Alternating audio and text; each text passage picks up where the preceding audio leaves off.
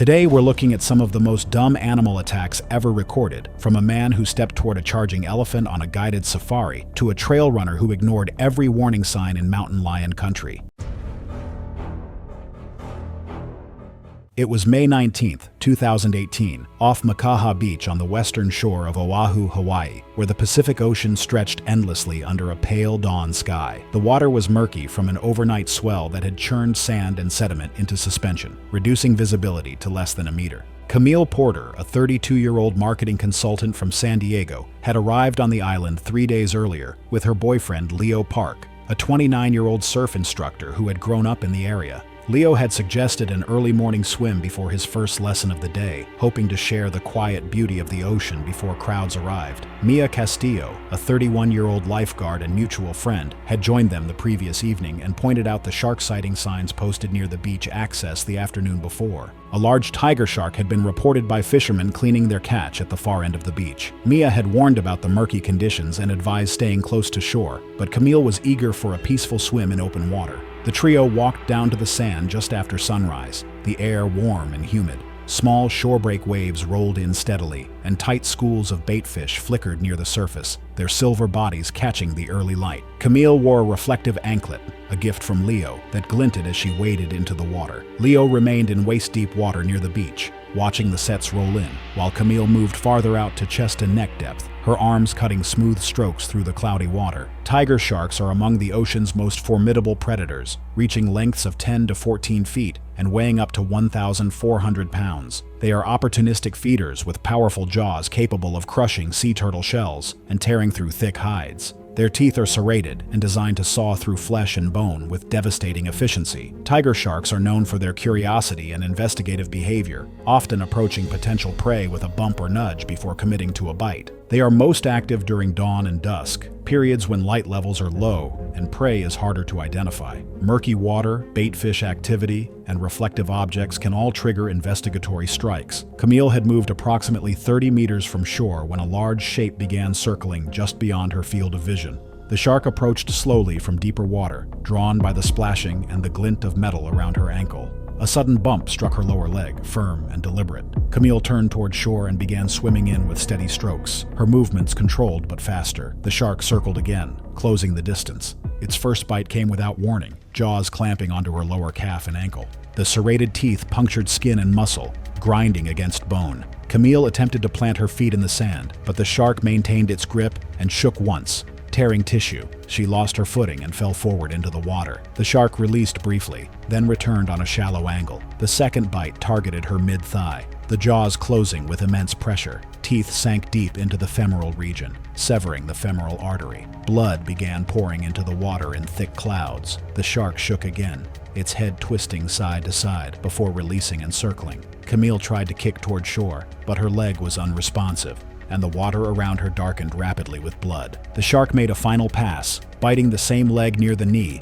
then veered off into deeper water and disappeared. Unlike most tiger shark encounters that end after a single investigatory bite, this shark displayed unusually persistent behavior, likely provoked by the murky water, the flash of jewelry, and the presence of blood. Leo had seen the thrashing and was already moving toward her, calling out. He reached Camille within seconds, wrapping his arms under hers and towing her toward the beach. Her leg trailed limply, the water behind them stained red. Mia sprinted from the sand and helped drag Camille onto the shore, immediately applying pressure to the thigh wound. The damage was catastrophic. The femoral artery had been completely severed, and blood loss was rapid and uncontrollable despite their efforts. Camille's breathing became shallow and erratic. Her skin turned pale, and within minutes, she slipped into shock. Emergency services arrived within 10 minutes, but she was unresponsive. Paramedics attempted resuscitation, but she was pronounced dead shortly after their arrival. An investigation by the Hawaii Department of Land and Natural Resources confirmed the attack was consistent with tiger shark behavior. The murky water, dawn timing,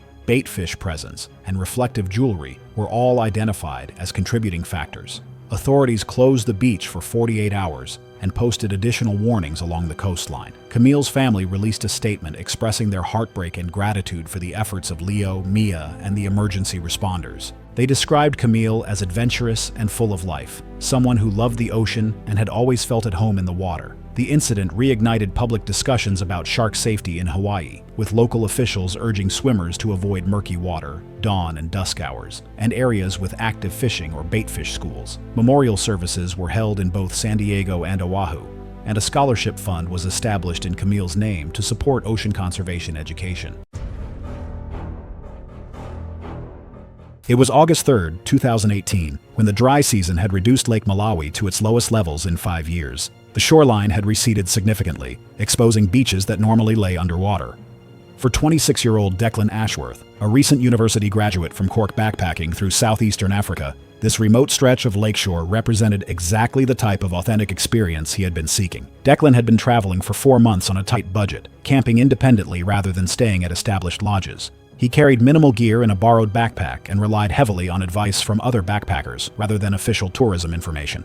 His African experience consisted entirely of budget camping and hiking, with no formal safari or wildlife education.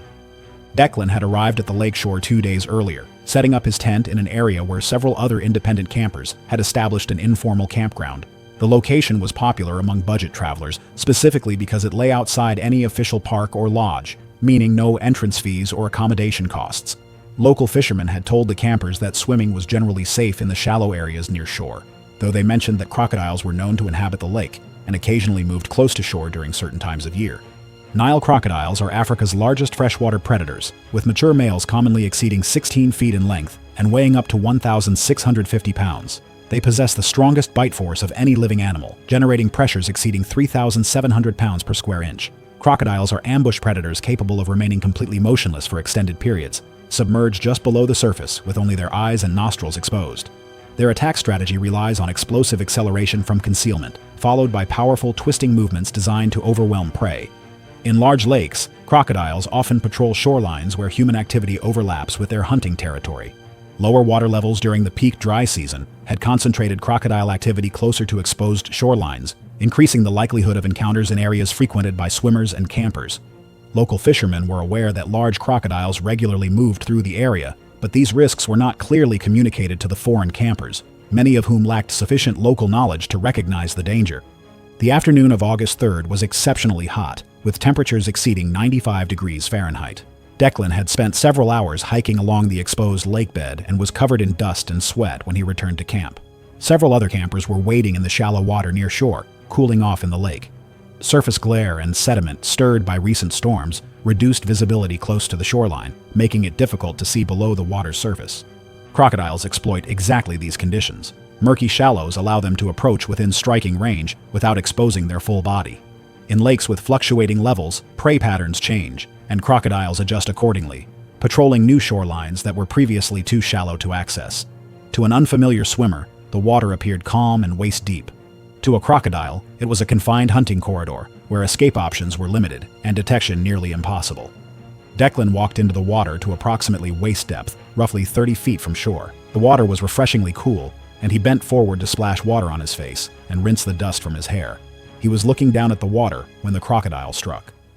The massive jaws surged upward from below, clamping around Declan's hips and lower torso with crushing force. The impact knocked him violently off balance as the crocodile's teeth drove deep into his body. Before Declan could react, the crocodile twisted, using its full mass to drag him off his feet. The force of the attack unfolded in seconds. The crushing pressure shattered bone and tore through vital tissue as Declan was pulled beneath the surface. Water flooded his airway as the crocodile hauled him away from the shoreline, the struggle marked only by violent splashing and a brief churn of disturbed water. Other campers on the shore screamed and scattered, unable to intervene. Within moments, Declan's body disappeared beneath the surface as the crocodile moved toward deeper cover. The water settled quickly, leaving only ripples and a spreading stain near the point of attack. Local authorities were notified within the hour, but recovery operations were postponed until the following morning due to the presence of multiple large crocodiles in the area. Search teams located partial remains the next day, cached beneath submerged root systems roughly 40 yards from shore. The condition of the remains was consistent with typical crocodile feeding behavior, in which prey is anchored underwater and consumed over an extended period. The investigation confirmed that low water levels had concentrated crocodile activity near popular swimming areas, and that informal warnings had not been adequately communicated to foreign campers. Malawian authorities increased patrols and installed warning signs at informal camping sites following the incident, though enforcement remained limited due to resource constraints. It was March 14, 2015, and the humid air along the Adelaide River hung thick with the promise of another scorching Australian afternoon, where the muddy waters concealed predators that had remained unchanged since the age of dinosaurs. Elliot Brame was a 42-year-old diesel mechanic from Katherine, known throughout the Northern Territory for his ability to resurrect dead engines and his equally legendary capacity for beer. His reputation for working miracles on broken-down road trains had earned him steady work across the remote mining camps.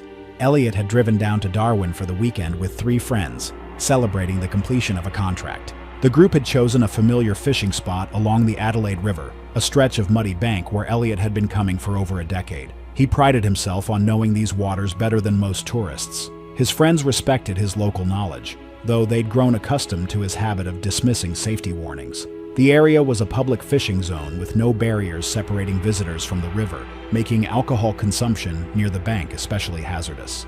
The Adelaide River system harbors some of Australia's largest saltwater crocodiles, apex predators that can exceed 20 feet in length and weigh over 2,000 pounds. These ancient reptiles possess the strongest bite force of any living animal, over 3,700 pounds per square inch, and can remain motionless for hours before exploding into action at speeds exceeding 25 miles per hour in short bursts. By mid-afternoon, the group had consumed most of their beer supply. The group had noticed several crocodiles basking on the opposite bank earlier. The bright yellow warning signs posted every 50 yards along the riverbank clearly stated to not swim due to crocodiles lurking, but Elliot had always viewed them as suggestions rather than absolute prohibitions. When his friend mentioned seeing a large crocodile slide into the water near their fishing spot an hour earlier, Elliot had laughed it off, claiming the animals were more afraid of them. The accident began when Elliot, reaching for another beer, accidentally knocked over the cooler with his elbow. The plastic container tumbled down the muddy bank and splashed into the river,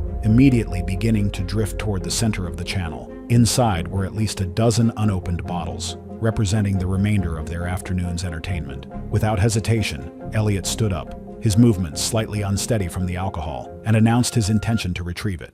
His friends called out warnings, but Elliot was already pulling off his boots and wading into the murky water fully clothed. The water was deeper than they'd anticipated, reaching his chest within a few steps. The cooler bobbed just beyond his reach, forcing him to wade deeper. Elliot's alcohol-impaired judgment led him to underestimate both the river's depth and the distance to his targe, forcing him to begin treading water in the crocodile-infested river. The shifting mud and slight current made his footing likely unreliable, increasing the risk of being pulled under. The attack came without warning. A massive saltwater crocodile, estimated over 15 feet, likely the same one his friends had spotted earlier, struck with devastating precision. Its jaws clamped around Elliot's left leg just above the knee with bone-crushing force, the serrated teeth penetrating deep into muscle and causing catastrophic leg trauma, resulting in massive arterial bleeding. Elliot's scream of shock and agony echoed across the water as the crocodile began its death roll, a violent spinning motion designed to disorient prey and tear away chunks of flesh. The muddy water around Elliot was stirred and streaked with blood near the surface as arterial blood pumped from the massive wound. Each rotation of the death roll drove the crocodile's teeth deeper, crushing bone and shredding tissue. Elliot's desperate attempts to fight back were futile against the reptile's immense strength and prehistoric killing efficiency. His friends on shore watched in horror, shouting frantically, but unable to enter the water without becoming victims themselves. Within minutes, catastrophic arterial bleeding from the mangled leg had weakened Elliot beyond any chance of escape. The crocodile, maintaining its grip, dragged him briefly toward deeper water near the attack site in a final, violent thrash. Bubbles and blood marked the spot where he disappeared, the muddy water quickly obscuring any trace of the struggle. One of his friends immediately called emergency services on his satellite phone. The rescue helicopter arrived 23 minutes later, but by then the river had returned to its deceptive calm. Recovery operations located remains several hours later, still bearing the massive puncture wounds from the crocodile's teeth. The coroner's report listed the cause of death as exsanguination due to crocodile-inflicted trauma, with drowning as a contributing factor. They never found the crocodile responsible. The incident received minimal coverage in local media, treated as another preventable tragedy involving alcohol and ignored safety warnings. Additional warning signs were installed along the riverbank, and Elliot's family held a private funeral in Katherine, where he was remembered as a skilled mechanic. It was August 3rd, 2017. The Adelaide River sat low and opaque under the Northern Territory sun, heat flattening the air and muting sound. Tidal flow had slowed to a crawl, leaving mudbanks exposed and slick. The water appeared still and reflective, conditions that sharply reduced visibility and favored sudden movement from below the surface, with little opportunity for reaction or retreat. Arlo Thorne, 34, had traveled from Minneapolis on his first solo international trip. He worked in insurance claims, known by coworkers as methodical and reserved. The 3-week vacation had been funded by a recent settlement payout, and much of his itinerary centered on documenting the trip through staged outdoor photography. His rental vehicle contained a DSLR camera, multiple lenses, a lightweight tripod, and a wireless remote shutter system he used to film himself composing shots. Saltwater crocodiles along the Adelaide River frequently exceed 13 feet in length, with dominant males occupying preferred basking and ambush sites along accessible mudbanks. Adult males can generate bite forces exceeding 3,000 pounds per square inch, capable of crushing bone and collapsing large prey structures instantly. Their typical hunting sequence is brief and mechanical: a rapid linear strike, immediate jaw closure, and retreat to deeper water. Extended surface thrashing is uncommon unless the prey resists strongly or becomes obstructed in shallow terrain. At approximately 10:40 a.m., visitors on a raised public viewing platform observed a large crocodile resting on a sunlit mudbank roughly 40 yards across a narrow channel. The bank sloped gently into the water, its surface damp but firm enough to support several hundred pounds without collapse. The crocodile lay parallel to the waterline, limbs tucked beneath its torso, head angled slightly toward the river. This orientation allowed instant re-entry with minimal body rotation if disturbed.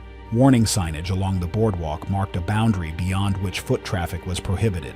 Witnesses later told investigators that Arlo stepped past those markers carrying a tripod and a small camera bag. He positioned the tripod several yards behind him, facing the mudbank, and activated continuous recording. After checking framing on the remote display, he left the tripod in place and advanced alone. The terrain between him and the crocodile consisted of compacted clay overlaid with a thin film of drying silt. The ground appeared stable but held shallow depressions where previous water levels had receded. To lower his profile for the shot, Arlo lay prone and began crawling forward, dragging the camera bag beside him. The movement reduced his vertical silhouette, but increased surface vibration along the ground. The crocodile did not visibly react. Its eyes remained partially hooded, a common basking posture that still allows forward visual awareness. More importantly, crocodiles detect subtle pressure changes through integumentary sensory organs clustered along the jawline and snout. These receptors are sensitive to vibration transmitted through water and damp substrate, often eliminating the need for overt head movement before a strike. By approximately 10:58 a.m., Arlo had closed to within an estimated 3 feet of the animal's head, well inside the effective strike range for a crocodile of that size. From that distance, the forward lunge requires only a short contraction of the hind limbs and tail to generate full extension. He adjusted his position slightly to improve the camera angle, aligning his head and upper torso directly in front of the snout. The strike occurred in less than 1 second. The crocodile pivoted sharply using its hindquarters and tail as a fulcrum, propelling its head forward in a straight-line burst. There was no hiss, no open-mouth display, and no prolonged warning. The jaws closed around Arlo's head and upper torso with immediate compression. The bite fractured the right side of the skull and compressed the cervical spine. Loss of consciousness would have been instantaneous due to catastrophic cranial trauma. Fishermen farther downstream later reported hearing a single sharp impact, followed by a heavy splash, but no sustained shouting. Maintaining its grip, the crocodile reversed direction using powerful tail strokes and slid back into the river. Investigators later documented linear drag marks across the mudbank, leading directly to the water's edge. Once submerged, the surface returned to near stillness within seconds, broken only by widening ripples drifting downstream. The tripod remained upright on the bank. The camera continued recording an empty stretch of mud and water, capturing only the fading disturbance on the surface before the battery depleted minutes later. Witnesses contacted emergency services at 11:10 a.m. Water police arrived approximately 45 to 50 minutes later, consistent with response times for that section of the river. No crocodile was visible at the surface. Saltwater crocodiles commonly store large prey underwater, wedged beneath submerged logs or vegetation until decomposition softens tissue. Investigators documented disturbances in riverbank vegetation consistent with prey caching behavior. Search teams located portions of Arlo's remains 3 days later, nearly a mile downstream in submerged brush. The coroner reported extensive cranial destruction, cervical spine fracture, and multiple deep puncture wounds consistent with a large Crocodylus porosus strike. The cause of death was listed as massive head trauma with immediate loss of brain function. Authorities classified the incident as a fatal wildlife encounter. No effort was made to remove or destroy the crocodile, as its actions were consistent with normal predatory behavior in an area clearly marked as hazardous. Arlo's camera was recovered downstream. The final video file ended seconds before the strike, confirming he had been actively recording when he crossed the boundary line. What remained was an empty shoreline and a sound no one watching could forget, proof that some animals don't need a struggle to kill.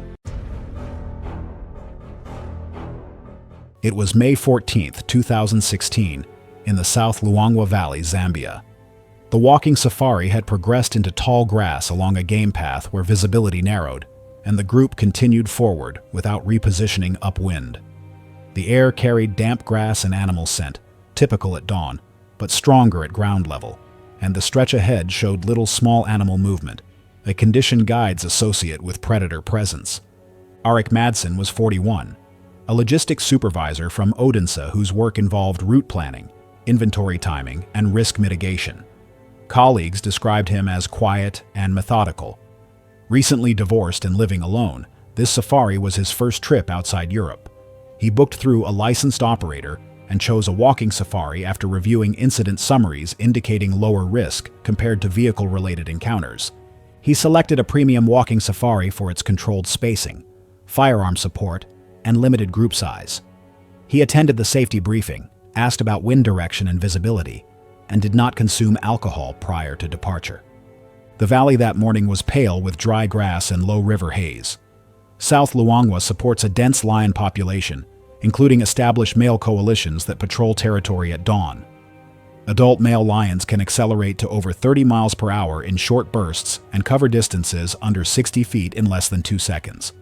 Attacks at close range typically involve direct contact without vocalization or display. The guide carried a large caliber rifle and wore a chest-mounted body camera for safety review.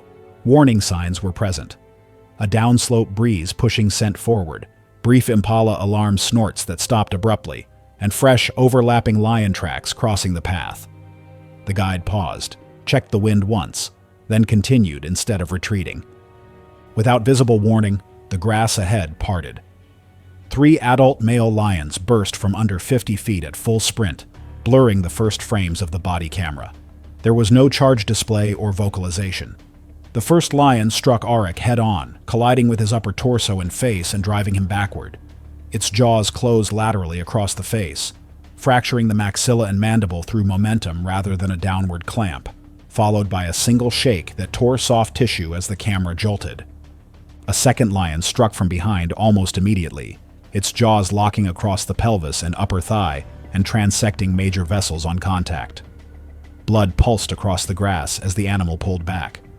A third lion moved laterally near the lens, snapping and blocking the guide's approach. The guide fired once. Recoil and muzzle dip show the round striking dirt short of the animals. Arik made a single involuntary sound and then went silent.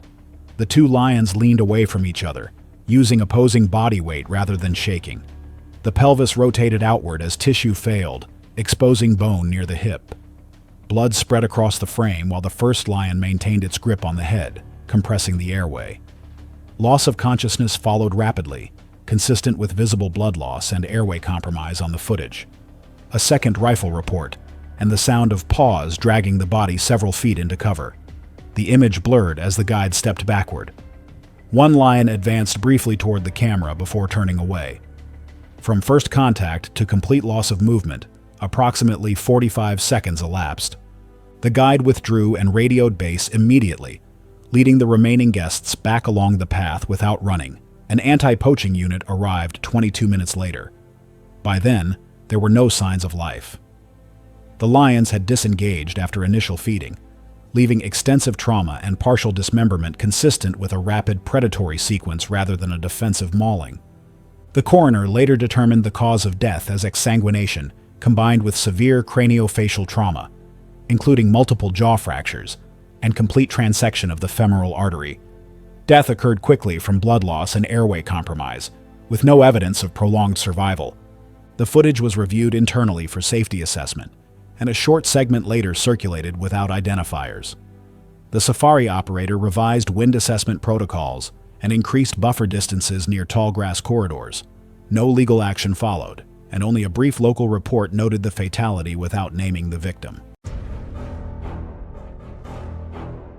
It was November 11, 2014, when the first afternoon thunderstorms of the wet season swept across Zimbabwe's Hwange National Park ecosystem.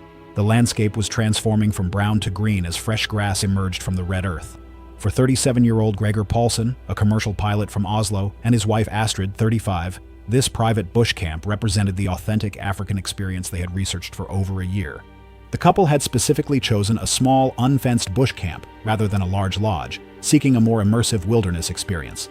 The camp consisted of 6 canvas tents arranged around a central fire pit and dining area, with minimal infrastructure separating guests from the surrounding bush.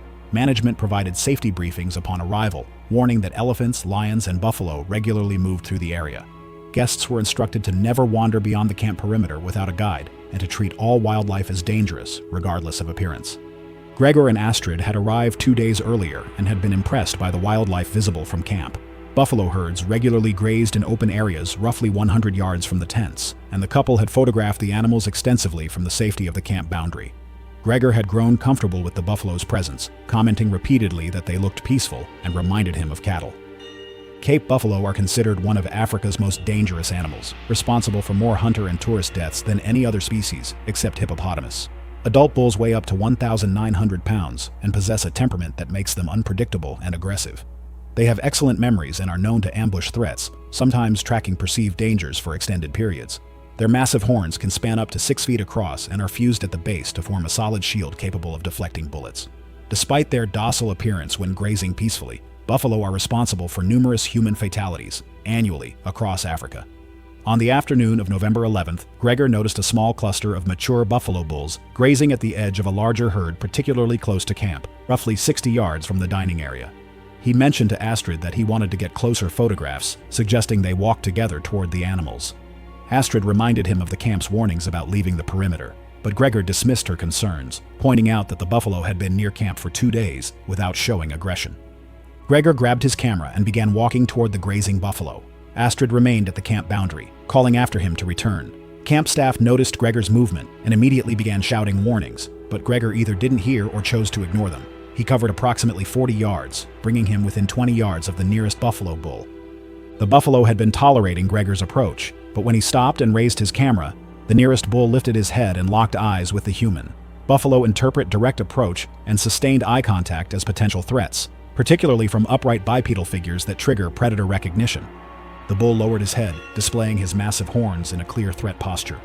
Camp staff were now running toward Gregor, shouting for him to back away slowly without turning around. But Gregor finally recognized his danger and did exactly what instinct demanded, but survival required he avoid. He turned and ran. Buffalo reacts strongly to retreating movement. Running confirms vulnerability and triggers pursuit. Unlike predators that rely on stealth, buffalo charges are direct and relentless once initiated. A human cannot outrun a bull at close range, especially over uneven ground. The proper response, backing away slowly without breaking eye contact, requires overriding instinct. Gregor's sudden flight removed any ambiguity about threat posture and converted the encounter from tension into attack within a single second. The buffalo charged immediately, his massive hooves pounding the ground as he accelerated. Despite weighing nearly a ton, the bull covered the distance with shocking speed. Gregor managed only a handful of running steps before the buffalo struck him from behind. The impact launched Gregor forward and he landed face down in the dirt. The buffalo's horns gored his lower back and flank as he tried to crawl away, the horn tips penetrating into the abdominal cavity and lifting him partially off the ground. The bull shook his head, throwing Gregor several feet through the air before charging again. A camp staff member carrying the property's rifle closed to within 15 yards and fired directly at the buffalo's shoulder. The round struck the bull's massive boss at a steep angle, the fused bone plate deflecting the bullet without penetrating the skull.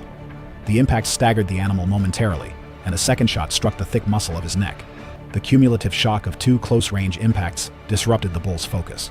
He delivered one more strike with his horns before backing away, staring at the fallen human, then turning and trotting back toward the larger herd. Gregor had sustained massive internal injuries, the buffalo's horns having torn through his abdominal cavity and damaged vital organs. Camp staff provided first aid while radioing for emergency evacuation, but the nearest medical facility was over 2 hours away by road.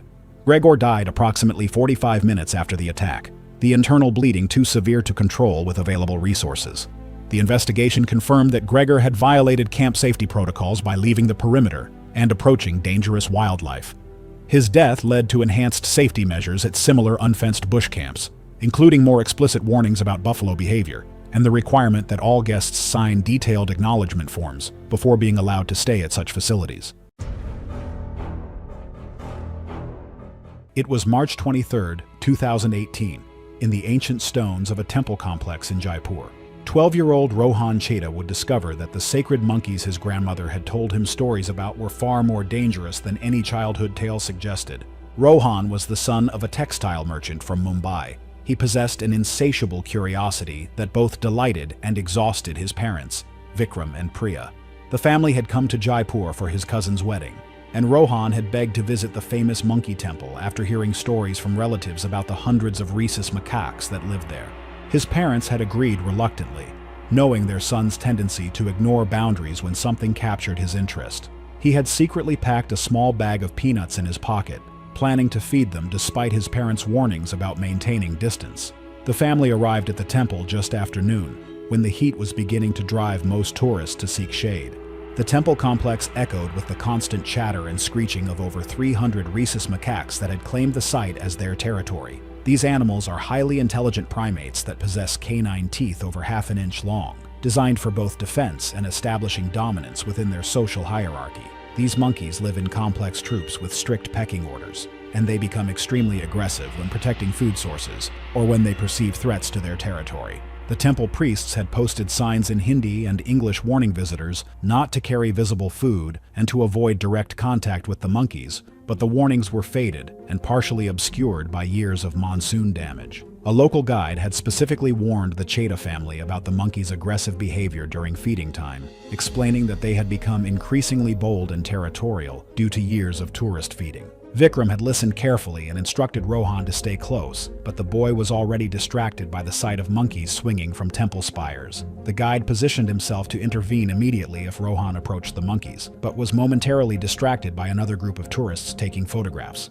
As the family moved through the complex, Rohan spotted a cluster of ripe mangoes that had fallen from trees near a water tank, where a large troop of monkeys had gathered. The fruit lay just outside what appeared to be the main feeding area, and several smaller monkeys were already investigating the windfall. Despite his father's firm grip on his shoulder, Rohan broke away when Vikram stopped to photograph a carved elephant statue. The boy moved quickly toward the mangoes, ignoring his mother's sharp call to return immediately. The monkeys nearest to the fruit immediately noticed his approach, their posture shifting from relaxed foraging to alert surveillance. What Rohan failed to recognize were the clear warning signs the monkeys were displaying. The largest male, a scarred veteran of countless territorial disputes, began making low, grunting sounds while staring directly at the approaching child. Other troop members started gathering behind their leader, a behavior that indicates preparation for group defense of resources. However, only a few monkeys were likely to physically engage, with the others mainly blocking the child or attempting to snatch food. When Rohan reached down to grab the largest mango, he unknowingly triggered the alpha male's protective instincts. The attack began with the alpha male's piercing shriek, a sound that immediately drew attention. The first monkey landed on his back, its claws digging through his cotton shirt and into his skin. The boy's startled cry was cut short as the alpha male bit down on Rohan's right hand, its canine teeth puncturing the flesh between his thumb and forefinger. Secondary monkeys attempted to snatch the mango and scratch at him. The assault was chaotic. Monkeys clung to his arms and torso, their teeth finding exposed skin with biting and clawing that caused scratches and punctures. Blood began flowing immediately from multiple wounds. His attempts to shake them off only caused deeper scratches as their claws raked across his skin. The alpha male maintained its grip on his hand, shaking its head violently and causing serious tissue damage to fingers and palm. Within 30 seconds, Rohan had sustained over 10 to 15 significant bite wounds, focused primarily on his hand and arms, with smaller lacerations on his scalp and shoulders. He fell backward and struck his head on a nearby stone step, rendering him unconscious. Other monkeys retreated when they sensed the threat from other humans approaching. Vikram and Priya reached their son, just as the temple priest arrived with a long wooden staff. The priest's aggressive shouting and the staff's threatening gestures drove the alpha male and nearby monkeys back into the trees. Rohan lay unconscious, his hand mangled and deep lacerations visible on his arms and scalp. Priya's anguished wails brought other visitors running. The priest immediately called the local medical clinic and police using his mobile phone. An ambulance arrived 12 minutes later, but paramedics found Rohan unresponsive with significant head injuries. Rohan survived long enough to reach intensive care, but brain swelling from head trauma and secondary infection from bite wounds claimed his life days later. The coroner's report identified head trauma from a fall as the immediate severe injury. Secondary infection from untreated bite wounds was noted as a contributing factor, alongside severe intracranial swelling caused by the fall. A local newspaper ran a brief warning about monkey aggression at local temples, and the temple management installed additional fencing around feeding areas and posted more prominent warning signs in multiple languages. The incident prompted discussions about controlling the monkey population at religious sites, but no significant action was taken due to the animal's protected status in Hindu tradition. It was April 17, 2017, at a privately run elephant sanctuary outside Chiang Mai, Thailand, and the afternoon heat had turned the packed dirt clearing into a shallow basin of mud and dust where sound carried poorly and movement slowed. A live stream had already been running for nearly 20 minutes, its audio filled with breath, insects, and distant bells, when a decision framed as reverence quietly placed a human body in the only spot an elephant needed to be clear. Leora Vance, 31, had built a modest online following as a wellness and spirituality influencer, known for quiet broadcasts focused on breathwork, sound therapy, and calm proximity to animals. She avoided shock content and presented herself as deliberate and respectful. This trip to northern Thailand was intended to expand her platform beyond studio settings into what she described as something more grounded and ancient. She arrived in Chiang Mai a week earlier and selected a sanctuary that advertised ethical elephant interactions. The facility allowed supervised proximity for feeding and bathing, but prohibited kneeling or lying near the animals. During orientation, staff emphasized maintaining distance from the legs and feet at all times. Leora acknowledged the rules. For her scheduled live stream, she planned to sit quietly beneath a raised trunk to capture breathing and low-frequency rumbles through sensitive microphones. The filming area was a wide clearing at the edge of a teak forest. The ground was hard-packed soil mixed with churned mud from repeated elephant movement. Earlier cooling splashes had softened portions of the clay, especially near the rear of the space. The temperature had climbed above 95 degrees Fahrenheit. There was minimal shade aside from a canvas awning stretched between posts. Beneath it, a woven mat had been placed for demonstrations. A female Asian elephant weighing an estimated 9,000 to 10,000 pounds stood near the mat. Adult Asian elephants distribute their weight through broad padded feet nearly 18 inches across. Each step is controlled, but a single limb can carry several thousand pounds during weight transfer. Heat regulation requires frequent repositioning. The elephant's ears fanned steadily. She shifted her hind feet at intervals, compressing the damp soil and deepening shallow impressions. Painted warning signs marked restricted zones around the legs. A handler gestured twice for Leora to move the mat several yards back from the animal's projected path. Another staff member paused the broadcast to repeat that lying down near the elephant was prohibited. Leora adjusted her microphone stand but remained close. The elephant appeared calm. There was no trumpeting, no head tossing, no rapid trunk movement. She continued minor adjustments common in high heat, lifting and resetting her hind feet to relieve pressure and find cooler ground. Each small movement subtly altered her center of mass. The live stream showed Leora lowering from seated to kneeling, then onto her forearms. The mat shifted slightly under her weight. From the camera's angle, the elephant looked stationary. In reality, her left rear foot rested on softened clay that yielded slightly under load. The elephant lifted that hind foot and placed it several inches forward. The mud compressed with a dull suction sound. She paused, then lifted it again, swinging inward in a slow, deliberate arc as she settled into a more comfortable stance. The descending foot contacted Leora's lower torso. Initial contact was partial, but as the elephant committed weight to the new position, thousands of pounds transferred vertically through the broad pad. There was no stomp or sudden force, only increasing pressure. The pelvis, a rigid ring built to support body weight from above, fractured under compressive load. The sacroiliac joints separated, the abdomen compressed, forcing air from the lungs in a single exhale. With the thoracic cavity pinned between ground and mass, the diaphragm could not descend. Compressive asphyxia began immediately. The lumbar spine failed at multiple points as weight settled. Internal organs were displaced upward against the rib cage. Blood vessels within the pelvis ruptured, though external bleeding remained limited due to distributed pressure and absorbing mud. There was no thrashing. The compression prevented meaningful movement. The elephant made a small settling shift. Less than a step, more a redistribution of balance. Structural collapse completed. Loss of consciousness likely occurred within seconds due to hypoxia and catastrophic internal trauma. When the elephant instinctively lifted her foot to reposition on firmer ground, handlers moved in. By then, there was no voluntary movement. The elephant walked several slow steps away and resumed ear fanning.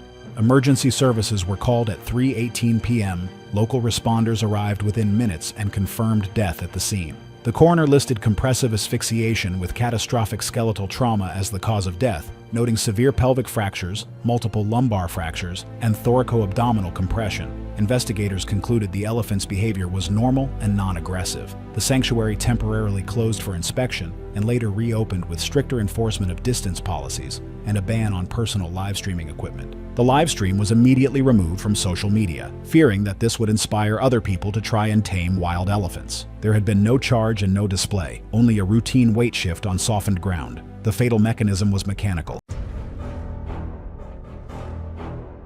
It was June 23, 2015, near a golf course retention pond in Kissimmee, Florida, where the humid night air hung thick and still over manicured fairways and artificial water features. The pond sat adjacent to a cart path that wound through the course, its dark surface reflecting nothing but the faint glow of distant streetlights. Autumn Reeves, a 27-year-old server at a nearby restaurant, had just finished a late shift with two co-workers and was walking home to save on gas. Mark Delaney, a 31-year-old bartender, had suggested cutting through the golf course to shave 10 minutes off their route. Kayla Nguyen, a 28-year-old server known for her cautious nature, had pointed out the no swimming, alligators present signs posted near the path as they approached the water's edge. The trio had made this walk before, always skirting the pond along the grass. But tonight, the path curved wide around a narrow inlet that extended into their route. It was nearly midnight, and the only sounds were the rhythmic chirping of frogs and the occasional splash near the far bank. Autumn had kicked off her sandals earlier, and as they reached the inlet, she paused. The water looked shallow, maybe knee-deep, and crossing directly would cut the distance significantly. Kayla reminded her about the signs they had passed. Autumn stepped into the water anyway, her bare feet sinking slightly into the soft mud. The surface was calm except for small ripples spreading outward from her movement. She waded forward slowly, the water rising to her knees as she moved toward the center of the 10-meter crossing. American alligators are apex predators found throughout Florida's freshwater systems, including lakes, rivers, swamps, and man-made retention ponds. Adult females typically reach lengths of 8 to 10 feet and can weigh between 200 and 300 pounds. Alligators are ambush hunters, relying on stealth and explosive power to capture prey. They often lie motionless near the bottom or along shorelines, nearly invisible in murky water, waiting for movement or vibrations that signal potential food. Their jaws can exert over 2,000 pounds of pressure per square inch, enough to crush bone and hold struggling prey underwater. Once an alligator secures a grip, it performs a death roll, a violent spinning motion designed to disorient, drown, and dismember victims. June is peak nesting season for alligators in Florida, a time when females become highly territorial and aggressive. Wading into dark water at night during this period is one of the most dangerous activities a person can undertake in alligator territory. An 8-foot female alligator had been resting near the bottom of the inlet, positioned along a shallow shelf near a culvert outflow. The vibrations from Autumn's footsteps triggered an immediate response. The alligator angled toward her silently, its body moving with minimal surface disruption. Autumn had taken 5 or 6 steps when the attack came. The alligator lunged from the side, its jaws clamping onto her lower left leg just above the ankle. The bite was instant and crushing, teeth sinking through skin, muscle, and grinding against bone. Autumn screamed and fell forward into the water, her hands splashing as she tried to regain balance. The alligator pulled steadily backward, dragging her toward deeper water with powerful sweeps of its tail. She tried to kick with her free leg, but the animal's grip was unyielding. The alligator initiated the first death roll, its entire body rotating rapidly in the water. Autumn was pulled under, submerged completely as the roll continued. The grip shifted higher on her leg, now clamping mid-calf. Water filled her mouth and nose, The alligator surfaced briefly, then performed a second roll, this time dragging her toward the deeper center of the pond. Her arms flailed above the surface for a moment before disappearing again. Mark and Kayla screamed from the bank, calling for help, but there was no one nearby. The alligator maintained its hold and continued pulling Autumn into the darkest part of the pond. A third roll followed, and this time the animal did not surface. The water grew still except for faint ripples. Autumn remained submerged, held firmly in the alligator's jaws as it anchored near the bottom. The crushing pressure on her leg, combined with the inability to breathe, led to rapid incapacitation. She drowned within 2 to 3 minutes, her body going limp as the alligator continued to hold her underwater. Mark had already sprinted toward the nearest lit area to find help, while Kayla remained at the edge, shouting into the darkness. Emergency responders arrived within 15 minutes, but the pond was too dark and dangerous to enter immediately. A specialized wildlife team was called in, and recovery operations began at first light. Autumn's body was located several hours later in deeper water. An investigation by the Florida Fish and Wildlife Conservation Commission confirmed that the attack was consistent with typical alligator ambush behavior. The presence of the culvert, the time of night, and the nesting season all contributed to the heightened risk. The alligator responsible was later trapped and removed from the pond. The incident prompted the golf course management to install additional lighting and more prominent signage around all water features. It was February 19, 2013, on the scrubby eastern fringe of the Serengeti in northern Tanzania, where the protected parkland fades into dirt access roads, cattle paths, and wide stretches of lightly patrolled bush.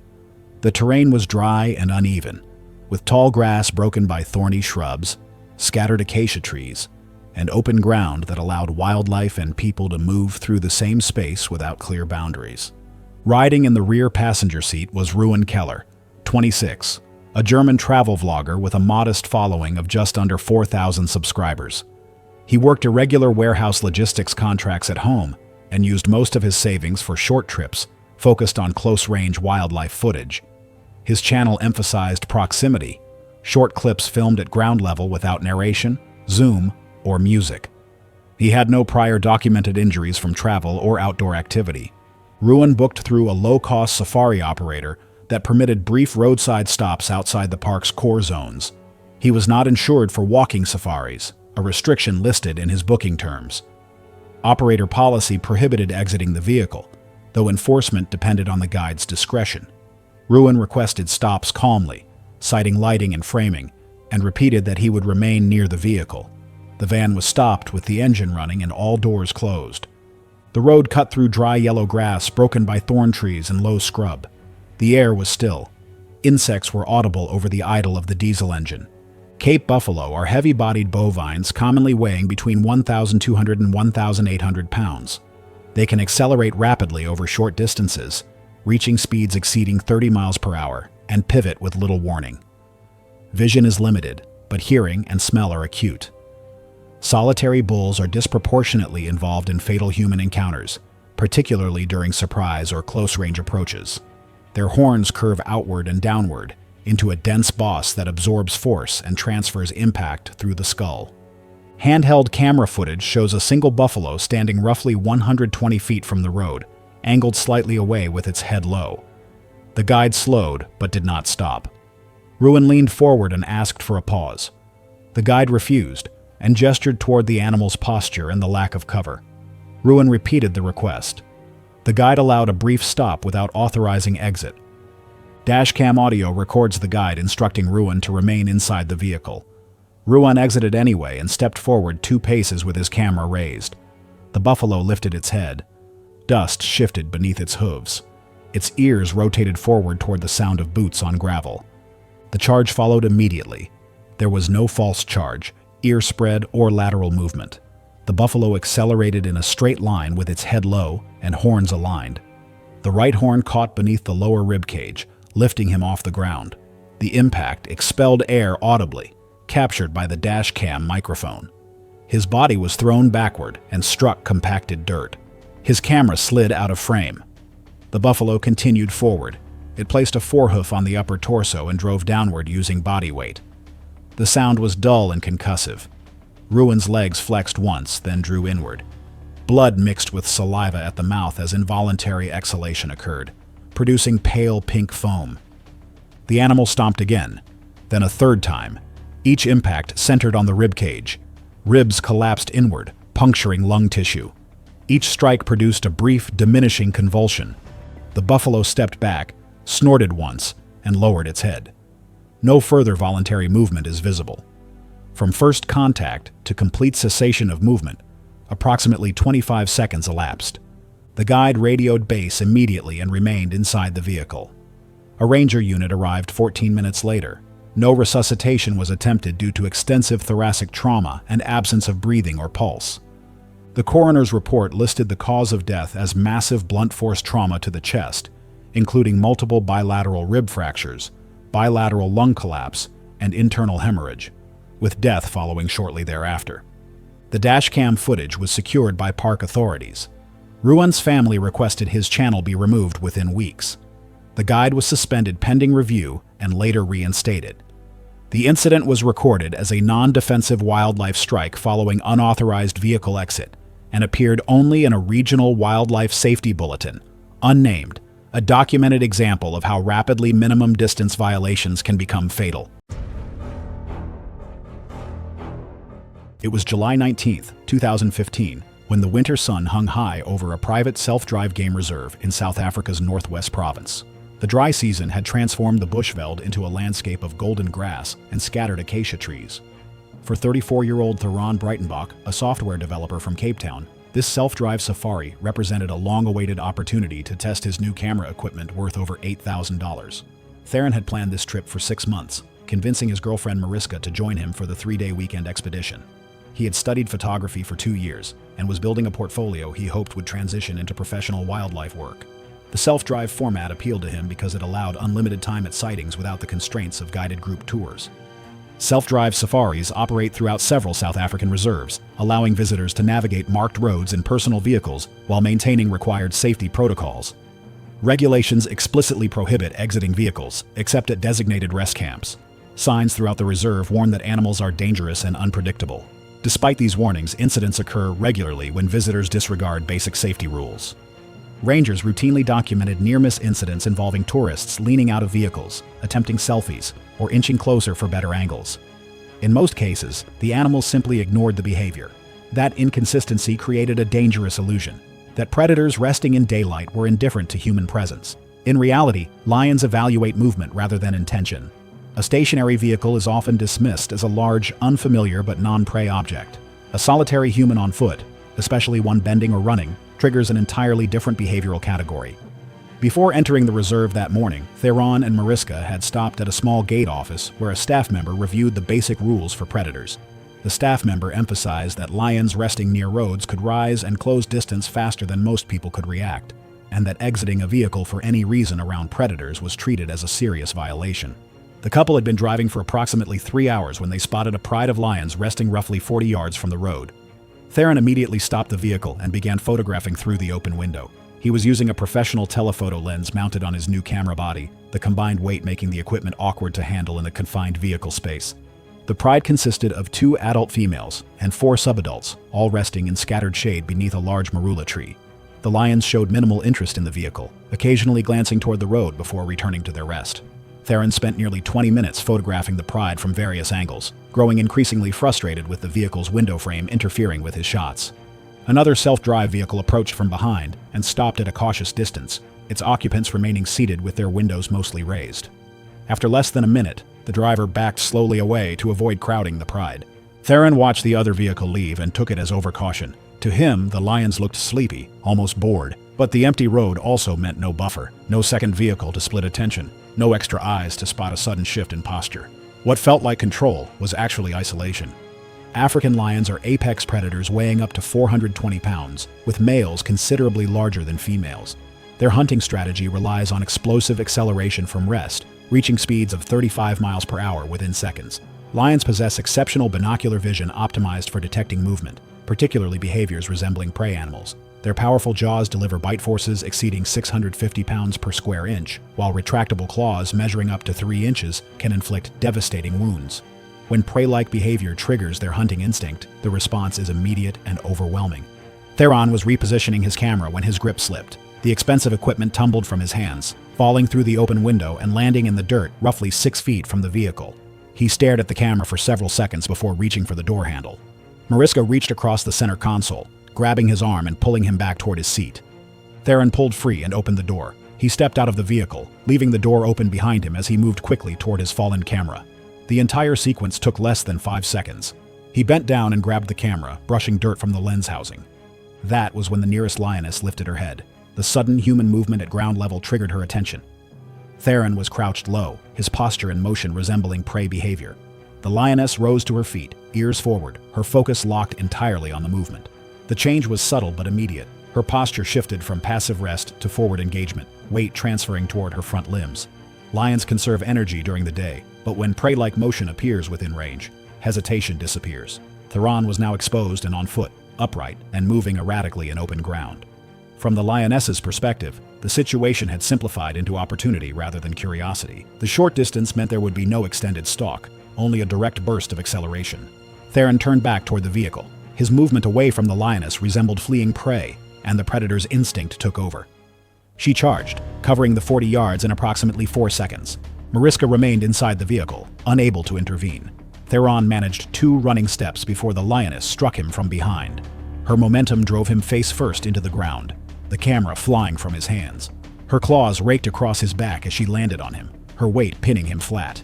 Her initial bite targeted the back of his neck and the base of his skull, but her jaws slipped across his shoulder, failing to find a secure hold. She released and repositioned in a fraction of a second, clamping down across his throat with crushing force that collapsed his airway and severed major blood vessels. The lioness held the bite for several seconds, then released as Theron's body went still. She remained standing over him, watching for movement. When none came, she stepped back and lingered nearby for nearly a minute, her attention shifting between the motionless body and the vehicle where Mariska sat. Eventually, the lioness turned and moved back toward the Pride, settling into the shade without further investigation. Mariska used the vehicle radio to call for help. Rangers already patrolling the sector reached the scene approximately 20 minutes later. Theron had lost consciousness within seconds of the throat bite and died shortly afterward from rapid blood loss. The investigation confirmed he had violated reserve regulations by exiting his vehicle in the presence of dangerous animals. His camera was recovered from the scene with superficial damage but remained functional, containing the final photographs taken minutes before his death. It was March 15, 2017, and the scorching Dubai sun had already begun its relentless assault on the desert landscape by 9 a.m., setting the scene for a horrific animal attack. Liam Fawkes was a 29-year-old software developer from Portland, Oregon, with a curated life of adventure tourism and extreme sports. His colleagues knew him as the guy who would book the most dangerous excursions on every vacation: bungee jumping in New Zealand, cage diving with sharks in South Africa, volcano hiking in Guatemala. This trip to Dubai was meant to be a brief stopover before heading to Nepal for a solo trek to Everest Base Camp. But Liam had insisted on squeezing in every possible experience the Emirates had to offer.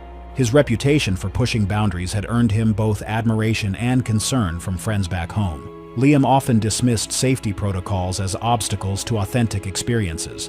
He had arrived at the Al Sara Desert Resort that morning, specifically seeking what he called real camel riding, not the sanitized tourist version with guides holding lead ropes. Dromedary camels stand up to 7 feet tall at the shoulder and can weigh over 1,400 pounds. Their powerful legs evolved to carry massive loads across unforgiving terrain. Most critically, these animals possess a kick force capable of fracturing multiple ribs and causing fatal internal injuries. Their legs become lethal weapons when the animal feels threatened or cornered. The facility's safety warnings were posted in 4 languages on a weathered sign near the entrance, explicitly stating that visitors must remain with guides at all times and never approach the animals unaccompanied. The head handler had personally briefed Liam's tour group about camel behavior, explaining that these animals could be unpredictable and that their size made them inherently dangerous. He specifically warned against sudden movements and emphasized that camels, despite their docile appearance, were prey animals with powerful defensive instincts. Liam had nodded along with the others, but was already eyeing a large male camel named Hakim, who stood slightly apart from the herd. The enclosure was separated by a low gate. As the guided portion of the tour concluded, Liam lingered behind while other tourists headed toward the gift shop. He approached the handler and asked about riding Hakim independently, claiming he had extensive experience with large animals from his childhood on a ranch, a fabrication designed to gain access. When the handler firmly declined and began walking toward the main building, Liam made his fatal decision. He waited until the handler was out of sight, then climbed over the low barrier to approach Hakeem's enclosure. The attack unfolded with shocking speed and violence. As Liam attempted to grab Hakeem's neck to pull himself up, the camel's ears flattened against his head, a clear warning sign that Liam didn't recognize. Hakeem's massive head swung around, his lips curling back to reveal yellowed teeth as he issued a low, threatening grunt. When Liam persisted, trying to swing his leg over the camel's back, Hakeem's response was immediate and devastating. The camel's hind leg shot backward with explosive force that caught Liam squarely in the center of his chest. The impact lifted him completely off the ground and sent him flying several feet backward before he crashed face first into the sand. The sound of the kick, a sickening thud followed by the sharp crack of breaking ribs, echoed across the facility. Liam lay motionless for several seconds before attempting to push himself up. Multiple ribs had been driven inward, puncturing lung tissue and rupturing internal vessels. Massive internal bleeding began almost immediately, blood already beginning to foam at the corners of his mouth. His breathing became rapid and shallow as his left lung began collapsing almost immediately, each breath producing a wet, rattling sound. He managed to roll onto his back, his face contorting in agony as he clutched at his chest, but the damage was already catastrophic. The handler heard his colleague's commotion and came running, immediately recognizing the severity of Liam's injuries. As Liam's breathing became increasingly labored, the handler called emergency services while his assistant attempted basic first aid. Liam remained conscious for nearly 10 minutes. The ambulance arrived within 10 minutes, but paramedics quickly determined that Liam's injuries were beyond field treatment. He was rushed to the hospital, where emergency surgery revealed massive internal trauma, 7 fractured ribs, a completely collapsed left lung, severe damage to his spleen, and extensive internal bleeding. Despite 3 hours of surgery, Liam died from his injuries. The facility temporarily closed the camel's enclosure for investigation by local authorities, issued a revised safety protocol requiring guides to remain with visitors at all times,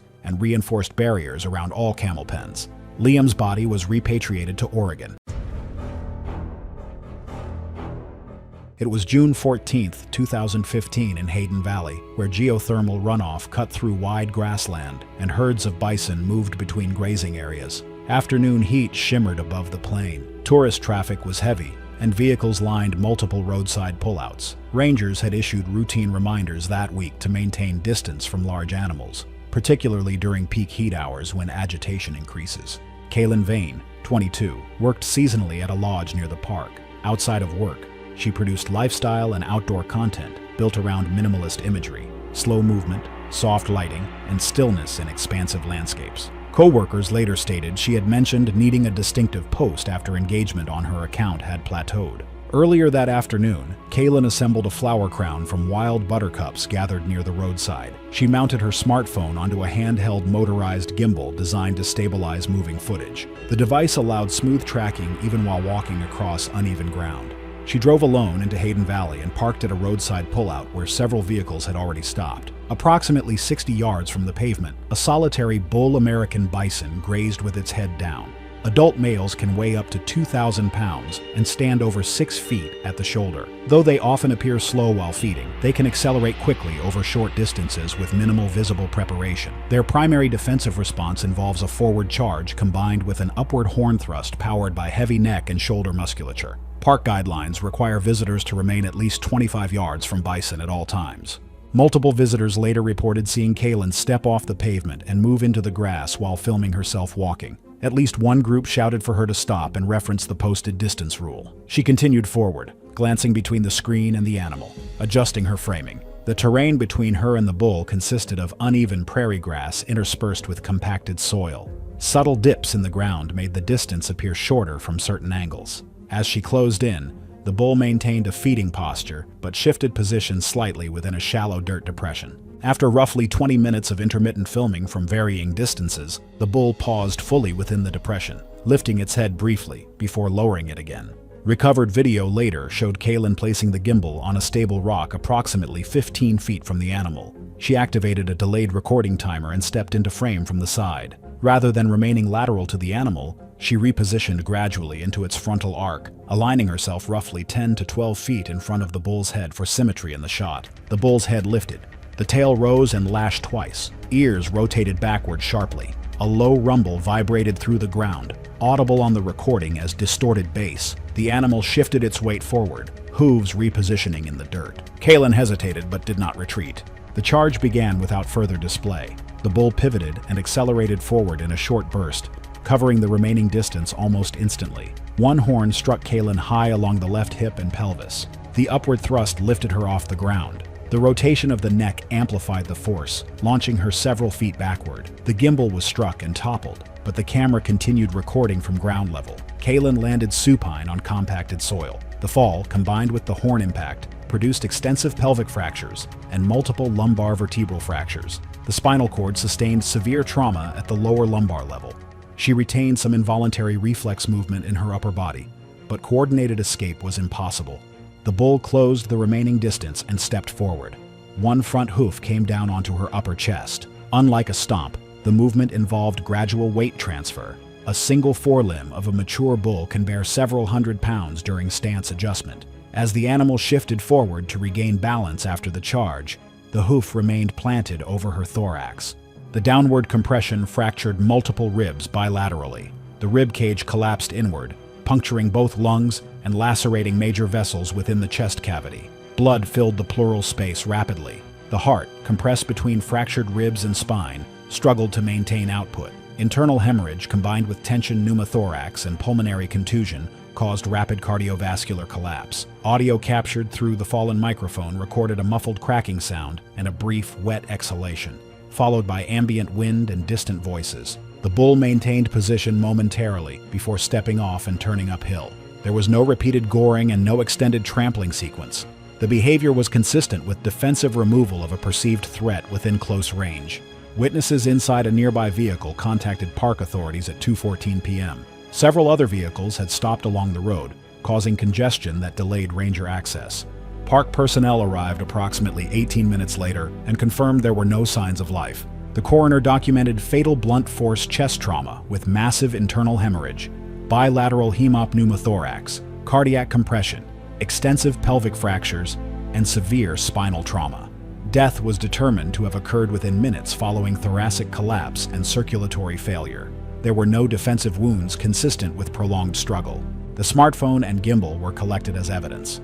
The footage was retained in federal custody and not released publicly. Selected still frames were later incorporated into internal training materials focused on distance violations and frontal arc positioning. Wildlife officials concluded the bull's behavior was a normal defensive response to close proximity. The bison was not euthanized. Within days, the site showed no visible trace of the incident. The valley remained open to visitors, the grass continuing to move in the wind as it had that afternoon. The footage ended with the sound of labored breathing and silence, a reminder that size alone can turn a moment of vanity into fatal force. It was November 8, 2014, at the edge of a mid-range safari lodge in Botswana's Okavango Delta. Night had settled in, and the air was heavy with heat and insects. Floodlights cut narrow paths through the darkness, leaving wide stretches of bush in shadow. Beyond the lit walkways, tall grass and shallow water blurred together, alive with movement and unseen wildlife just outside the lodge's open perimeter. One of the safari guests that week was Peter Voss, 52, a regional machinery sales representative from South Africa, who spent most of the year driving between farming towns selling industrial compressors and irrigation pumps. He was not publicly known and maintained no active online presence. Co-workers described him as reliable during working hours and excessive after them, drinking heavily at trade shows and treating company trips as opportunities to abandon routine limits. The safari was awarded after he closed a difficult regional contract, 4 nights at a Delta lodge with guided vehicle drives included. Peter showed no documented interest in wildlife activities and treated the trip primarily as a social event centered on alcohol consumption rather than scheduled excursions or guided viewing. He arrived with 11 co-workers, none personally close. By the 3rd night, multiple witnesses later described him as visibly intoxicated, lingering near the fire pit after dinner, while others returned to their rooms. He skipped the afternoon game drive and spent several hours drinking. Staff stopped serving him alcohol earlier in the evening, after which he returned carrying additional alcohol from his room. Security footage later showed him walking alone toward movement near the unfenced boundary without staff accompaniment. The lodge sat on open delta terrain, floodplains giving way to tall grass and scattered acacia, with no physical barrier separating guest walkways from active wildlife corridors. November nights remained warm. Insects were active, and the ground, compacted by foot traffic, retained surface moisture from receding seasonal floodwater. Solitary bull elephants routinely moved through the area after sunset, following established paths between feeding zones and water access points. Adult bull elephants can exceed 12,000 pounds and are capable of rapid acceleration over short distances, reaching speeds near 25 miles per hour. Solitary males are more likely to investigate unfamiliar light, sound, or movement, and escalation risk increases when stimulation continues. A single forefoot can exert several tons of downward force. Documented warning behaviors include ear extension, head shaking, foot stamping, and short false charges intended to drive threats away without contact. When those signals fail, physical engagement follows immediately and forcefully. Earlier that evening, staff instructed guests to remain within illuminated paths after dark. A ranger radio message confirmed that a bull elephant had been observed moving south of the lodge less than an hour earlier. When Peter reached the edge of the lit area, several co-workers noticed a large silhouette and stepped back. The elephant moved partially into view, ears extended outward. Peter raised his phone and activated the flashlight, directing the beam toward the animal's head while shouting incoherently. The elephant advanced several yards and stopped, stamping once. That false charge prompted everyone else to retreat. Peter remained where he was and raised the phone again. The fixed security camera captured the escalation in a single wide frame. The elephant accelerated without further display, closing the remaining distance in seconds. Peter turned only as the animal reached him. The elephant struck with its head and shoulder mass, knocking him backward onto the compacted ground. He fell supine, arms failing to brace his fall. The bull immediately stepped forward and trampled. The first forefoot came down across the upper torso, compressing the chest. The footage shows visible collapse of the ribcage under the animal's weight. Peter's legs kicked briefly, then went slack. The elephant shifted its stance and brought a second step down across the midsection, driving force into the abdomen and pelvis. Blood appeared at the mouth and nose almost immediately, spreading onto the ground beneath his head. The elephant continued forward momentum rather than pausing. A final step landed across the lower chest and shoulder area as the animal moved over him, crushing remaining thoracic structure. Peter's body did not rise or roll. There was no coordinated movement after the second impact. The bull did not vocalize, trumpet, or linger. It continued along its established path into the grass beyond the lodge, exiting the frame within seconds. No one approached until the elephant was fully out of view. A lodge manager contacted wildlife authorities and emergency medical services via satellite phone, and guests were instructed to remain indoors. Dispatch records later confirmed responders were mobilized within 3 minutes. Rangers and paramedics arrived 27 minutes after the incident. Peter was pronounced dead at the scene, with no resuscitation attempted due to catastrophic trauma. A subsequent coroner report listed the cause of death as massive blunt force trauma from trampling, including extensive rib fractures, internal organ rupture, and secondary cranial injury from ground impact. Death was assessed to have occurred within seconds of initial chest compression. Toxicology results showed a significantly elevated blood alcohol concentration. In the days that followed, the lodge cooperated with authorities and reviewed the footage internally. Coverage remained limited to a brief local notice describing a wildlife-related fatality. Peter's family declined public comment. The lodge installed additional perimeter lighting, reinforced guest movement restrictions, and imposed stricter nighttime alcohol controls.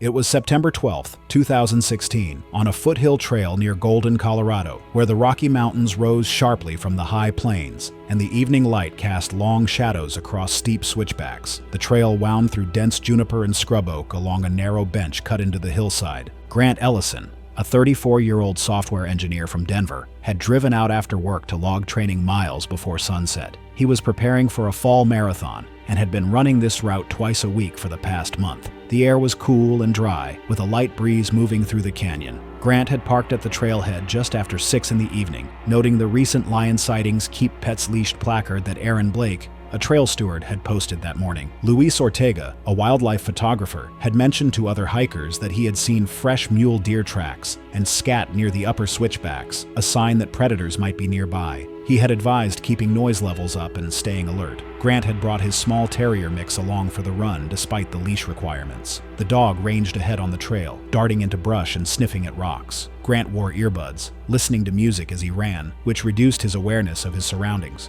The trail climbed steadily through areas of dense cover. Mule deer tracks were visible in the dust, and a squirrel gave a sharp alarm call as Grant passed. The sun was low on the horizon, and visibility dropped significantly in the shaded sections where juniper grew thick against boulders. Mountain lions are solitary and highly efficient predators found throughout the western United States. Adult males can weigh between 120 and 220 pounds, while females are smaller but equally dangerous. They are ambush hunters, relying on stealth and explosive speed to close distance on prey. Cougars have powerful hind legs capable of launching them up to 40 feet in a single leap, and their strong jaws are designed to grip and suffocate prey. They typically target the neck and head, delivering a crushing bite to the base of the skull or throat that severs the spinal cord or cuts off airflow. Cougars are most active during dawn and dusk, periods when their prey is also moving, and light conditions favor their hunting style. They are naturally wary of humans, but certain behaviors can trigger a predatory response. Running, especially with a small animal like a dog, can mimic the flight behavior of prey. Crouching, turning away, or appearing vulnerable can also provoke an attack. Grant was approximately 2 miles into his run when his dog rounded a sharp bend and began barking aggressively. Brush rustled on the uphill side. Grant rounded the corner seconds later, pulling out one earbud. A large cougar was crouched low near the trail edge, less than 10 meters away, its body tense and its eyes fixed on the movement. The animal had likely been stalking the dog or waiting in ambush near a game trail. Grant froze for a brief moment, then turned and began running downhill. The sudden flight triggered an immediate chase response. The cougar sprang from its position and closed the distance in seconds. Grant had covered maybe 10 meters when the cougar struck him from behind. The impact knocked him off his feet and sent him sprawling onto the trail. The cougar landed on his back, its claws digging into his shoulders and upper back, its jaws clamped onto the base of his skull and neck, the canine teeth penetrating deep into the tissue. The bite was precise and devastating, designed to sever the spinal cord. Grant's body went rigid as the pressure on his neck increased. The cougar maintained the bite while its hind legs raked across his lower back and sides, the claws tearing through his shirt and into the skin. The force of the bite crushed vertebrae and severed major blood vessels in the neck. Blood began pooling beneath him on the dirt trail. Grant attempted to push himself up, but his movements were weak. The cougar adjusted its grip, biting down harder. The dog had fled down the trail and was barking from a distance. The attack lasted less than 30 seconds. The cougar released its grip and stepped back before slipping into the dense cover. Grant lay face down on the trail, blood spreading rapidly from the neck wounds. His breathing was shallow and irregular, and within a minute it stopped entirely. The combination of spinal trauma, massive blood loss, and airway compromise resulted in death within minutes. 2 other trail runners came upon the scene roughly 10 minutes later, finding Grant's body and the dog circling nearby. They immediately called emergency services and attempted CPR, but he had been dead for several minutes. Colorado Parks and Wildlife officers arrived within the hour and confirmed the attack based on the injuries and tracks. The trail was closed indefinitely. Wildlife officers determined that the off-leash dog, the use of earbuds, and running at dusk in an area with recent sightings had all contributed to the fatal encounter. The cougar was tracked and euthanized the following day due to the severity of the attack and its proximity to populated areas. Grant's family released a statement describing him as passionate about the outdoors and dedicated to his fitness goals. They expressed hope that his death would serve as a reminder about the importance of following wildlife safety guidelines, particularly in areas with known predator activity. It was May 23, 2017, when the late afternoon light turned golden across Botswana's Okavango Delta. The winter dry season had reduced water levels throughout the delta, concentrating wildlife along permanent channels. For 41-year-old Lisette Vandenberg, a freelance travel writer from Amsterdam, this luxury riverside lodge represented both a working assignment and a personal retreat. Lisette had been commissioned by a European travel magazine to write a feature article about premium Botswana safari experiences. Her 5-day stay at the lodge was complimentary in exchange for coverage, and she had spent 4 days photographing wildlife and interviewing staff. She was an experienced travel writer who had covered destinations across 5 continents, though her African experience was limited to 2 previous trips focusing on cultural rather than wildlife content. The lodge was positioned directly along a permanent water channel, with elevated wooden walkways connecting luxury tents to the main dining area. The location provided spectacular wildlife viewing, but the proximity to water meant dangerous animals regularly moved through the property. Management conducted safety briefings for all arriving guests, specifically warning about hippopotamus activity during evening and early morning hours. Signs posted throughout the lodge warned guests to remain on elevated walkways after dusk and never approach the water's edge. The lodge's safety briefing was delivered by the duty manager, who explained that hippos used predictable paths from water to grazing areas and could become aggressive without warning when surprised. He also noted that staff used ground-level service paths only during daylight and only after checking the channel for movement. Hippopotamuses are among Africa's most dangerous animals, responsible for more human deaths annually than any other large mammal on the continent. Adult bulls weigh up to 4,000 pounds and can reach speeds of 30 miles per hour on land. Their massive jaws can open to 150 degrees, revealing canine teeth that can grow up to 20 inches long. These teeth are capable of biting through bone with devastating efficiency. Hippos spend daylight hours in water, but emerge at dusk to graze on land, following the same paths night after night. When humans block these paths or surprise hippos during their evening emergence, the animal's territorial aggression results in swift and brutal attacks. Lisette had photographed wildlife from the lodge's elevated viewing deck throughout her stay, but she had grown frustrated with the limitations of the elevated angle. On her final evening, she decided to capture photographs from the water's edge during the golden hour before sunset, believing the low angle would create more dramatic images for her article. She left the main lodge area at approximately 6:15 p.m., walking down a service path that led to the water's edge, roughly 40 yards from the elevated walkways. She had seen lodge staff use this path during the day and assumed it was safe. The light was perfect, and several hippos were visible in the channel, their heads and backs creating striking compositions above the water's surface. Lisette spent approximately 10 minutes photographing from the water's edge, crouching low to achieve her desired angles. She was focused entirely on her camera's viewfinder and failed to notice that dusk was approaching and that the hippos in the channel were beginning to move toward the shore. Their evening grazing period was beginning, and the path they used emerged from the water roughly 15 yards from where Lisette was positioned. The first hippo emerged from the channel without Lisette noticing, his massive bulk moving with surprising silence as he climbed the gentle slope. When Lisette finally stood up and turned around, she found herself directly between the hippo and the path he was following toward his grazing area. The bull hippo perceived Lisette as a threat blocking his established route. His territorial instinct triggered immediately, and he charged from less than 20 feet away. Lisette had no time to react before several thousand pounds of hippo struck her at full speed. Hippos rely on established routes between water and grazing areas, often using the same narrow exits night after night. Blocking that corridor, even unintentionally, is interpreted as interference with access rather than curiosity. Unlike predators responding to prey movement, a hippo responding to obstruction reacts with blunt, overwhelming force meant to clear the path instantly. The short distance gave Lisette no margin for retreat. In hippo encounters, proximity determines survival more than awareness. The impact launched Lisette sideways, and she landed heavily on her side. The hippo's jaws opened wide and clamped down across her lower torso and ribcage, the canine teeth puncturing through bone. The crushing bite destroyed multiple ribs and drove into vital organs. The hippo shook his head once, violently, then released and stepped back.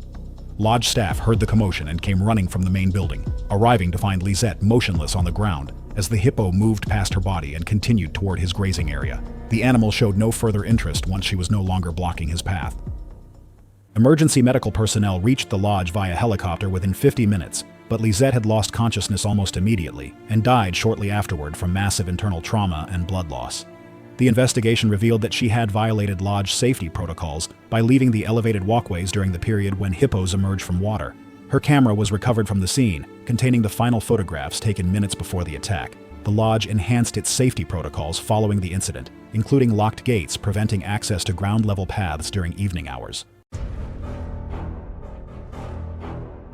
It was March 14, 2016, and the narrow streets near the border of Vila Madalena and Consolação buzzed with the usual afternoon chaos. Children weaving between parked cars, vendors shouting prices over sputtering radios, the smell of frying oil drifting from corner stalls. 10-year-old Tiago Ventresca had already been scolded twice that day for wandering too far from his apartment building. Tiago was known throughout the neighborhood as the boy who never listened.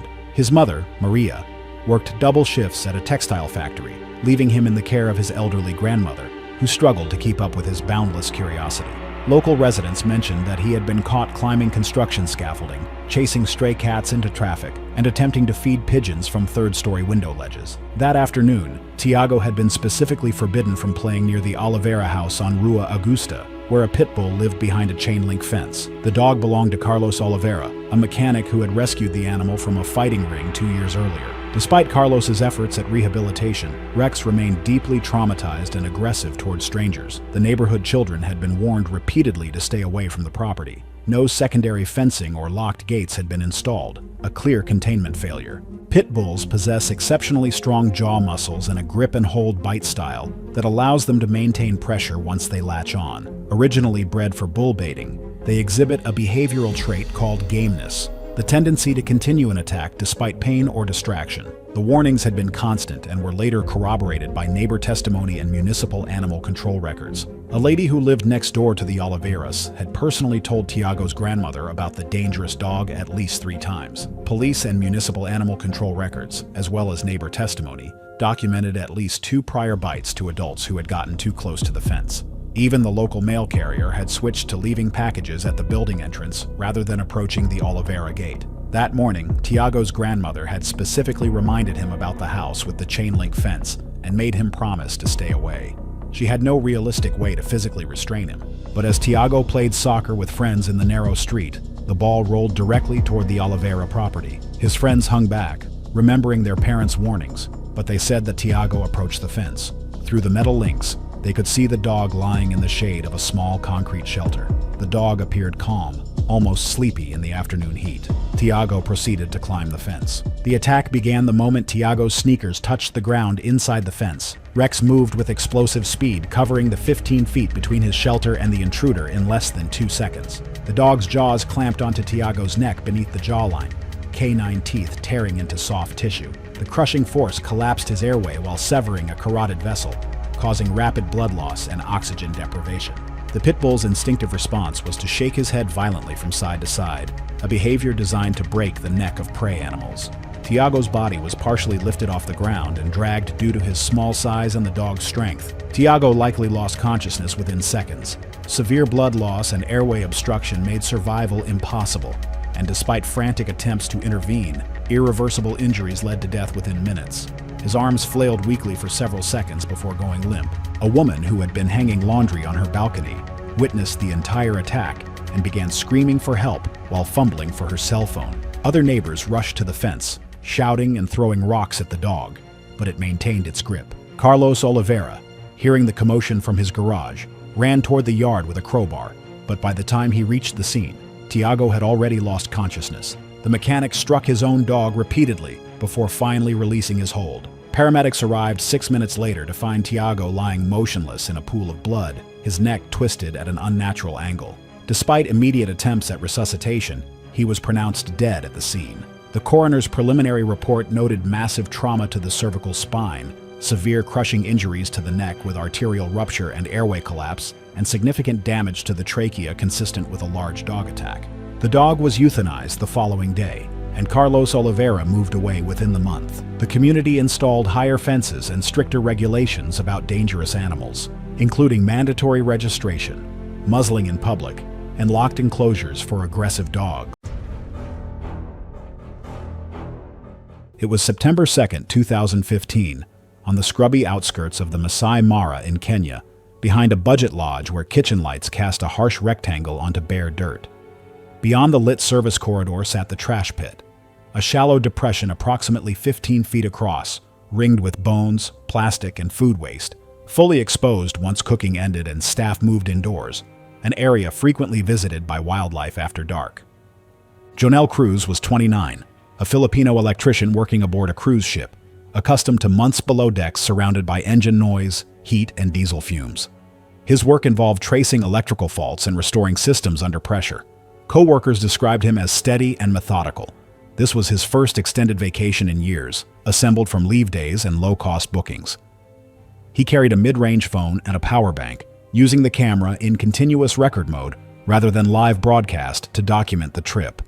Marek Lis, 31, worked in a warehouse in southern Poland, loading pallets, driving forklifts, and taking overtime whenever available. He traveled to Kenya after a late cancellation dropped airfare sharply. At home, he avoided risks, but consumed alcohol steadily that evening. Around other travelers, he drank quickly, laughed loudly, and stood closer than necessary. The lodge lay outside park boundaries, inexpensive and loosely regulated, with limited enforcement once night fell. The night was warm and windless. Insects filled the air, and the smell of grease, spoiled fruit, and discarded meat drifted steadily from the trash area. Soft whooping and chuffing sounds carried intermittently from the darkness, originating within 50 to 75 feet of the service corridor, close enough to be unmistakable. The sounds indicated hyenas were already nearby and stationary. Spotted hyenas are active hunters as well as scavengers, highly social and capable of coordinated attacks. Adults commonly weigh between 90 and 150 pounds, with dense forequarters, powerful neck muscles, and jaws adapted to crush bone. Near lodges, they become habituated to human light and waste patterns. Intentional feeding at close range is a documented trigger for investigative advances that can escalate rapidly to attack behavior. Warnings were visible. A laminated sign by the kitchen door banned wildlife feeding and restricted the trash area after dark. Earlier, a cook told Janelle and Merrick that hyenas entered nightly and scraps were to be dumped and left alone. A night guard waved them away once, then disengaged when they returned carrying drinks. A fixed security camera above the service corridor covered the trash pit and surrounding ground. Janelle activated his phone camera behind the kitchen, holding it chest high in a continuous recording. He tossed meat scraps toward the edge. At least 4 hyenas were visible moving in and out of the light cone. One advanced more directly, head low, ears forward, stopping and starting. Merrick stepped into frame, extending a scrap at arm's length. The hyena did not take it, and instead circled closer as additional eye reflections appeared beyond the pit. The first clear change captured on both cameras was the sudden absence of sound. Vocalizations stopped almost simultaneously. Movement accelerated at once. Merrick stepped backward without looking. He fell onto his left side, striking hip and elbow hard enough to knock his upper body partially out of frame. He did not regain footing before the animals reached him. The security camera captured the full approach from above. The nearest hyena bypassed Merrick's hands and arms and drove its jaws into the lower body, closing over the groin through clothing and soft tissue in a single bite. Merrick's legs kicked reflexively, heels scraping concrete, as a second hyena clamped onto the lower abdomen and pulled backward. The footage shows sustained traction rather than shaking, consistent with pack-feeding behavior. Janelle's recording jolted as he stepped forward, then froze. Within seconds, the abdominal wall failed under opposing force. The injury widened as the animals pulled in different directions, bracing with shoulders and necks. Blood spread rapidly across dirt and concrete. Merrick's screams dropped to strained intermittent sounds as blood loss increased and breathing became shallow. He attempted to push up on one arm, but repeated bites to the pelvis and abdomen prevented leverage. Janelle moved closer. One hyena pivoted and bit into his forearm, canines penetrating deeply and maintaining grip. When he pulled back, the skin tore further under tension. Another animal clamped onto his right calf and shook laterally, causing immediate instability. Janelle collapsed to one knee and crawled backward, leaving a continuous smear of blood. The footage shows the hyenas briefly disengage, then reattach to Merrick as his movement diminished. A kitchen worker triggered the lodge alarm after hearing sustained screaming, and the night guard radioed the nearest ranger post to report an active hyena attack. An armed ranger vehicle arrived approximately 11 minutes later, headlights sweeping the area. A warning shot was fired into open ground. The hyenas withdrew, some carrying tissue away from the illuminated zone. Merrick was unresponsive when rangers reached him, with catastrophic abdominal and pelvic trauma immediately visible. Janelle remained conscious but unable to stand, bleeding heavily from deep bite wounds. The coroner later listed Merrick's cause of death as rapid exsanguination from massive soft tissue destruction, including torn groin structures and ruptured pelvic vessels. Death was consistent with hemorrhagic shock occurring within minutes of initial contact. Janelle was transported to a regional hospital and survived after emergency surgery, left with permanent nerve damage in the forearm and significant muscle loss in the calf. The service corridor was cleaned before morning operations. Security footage was duplicated internally before collection by authorities. Coverage never extended beyond a short local report. The lodge received a quiet fine and fenced the trash pit weeks later, a corrective measure directly prompted by the recorded footage. It was October 7, 2017, at a private roadside menagerie near Wynwood, Oklahoma, where a collection of aging enclosures housed exotic animals along a dusty stretch of rural highway. The facility advertised itself as a hands-on wildlife experience, drawing families looking for cheap entertainment during road trips. Wesley Hartman, a 36-year-old insurance adjuster from Tulsa, had stopped with his wife Dana and their 8-year-old son Thomas on their way back from visiting relatives in Texas. The afternoon was warm and bright, with a light crowd scattered among the animal pens. Dana, a 34-year-old retail manager, had read the posted rules aloud as they entered, noting the prominent "Do Not Feed" or touch signs. Thomas, an energetic child, had been darting from exhibit to exhibit, pressing his face against bars. The chimpanzee enclosure sat near the center of the property, a concrete pad surrounded by heavy steel bars with an outer safety rail positioned roughly 1 meter back from the primary barrier.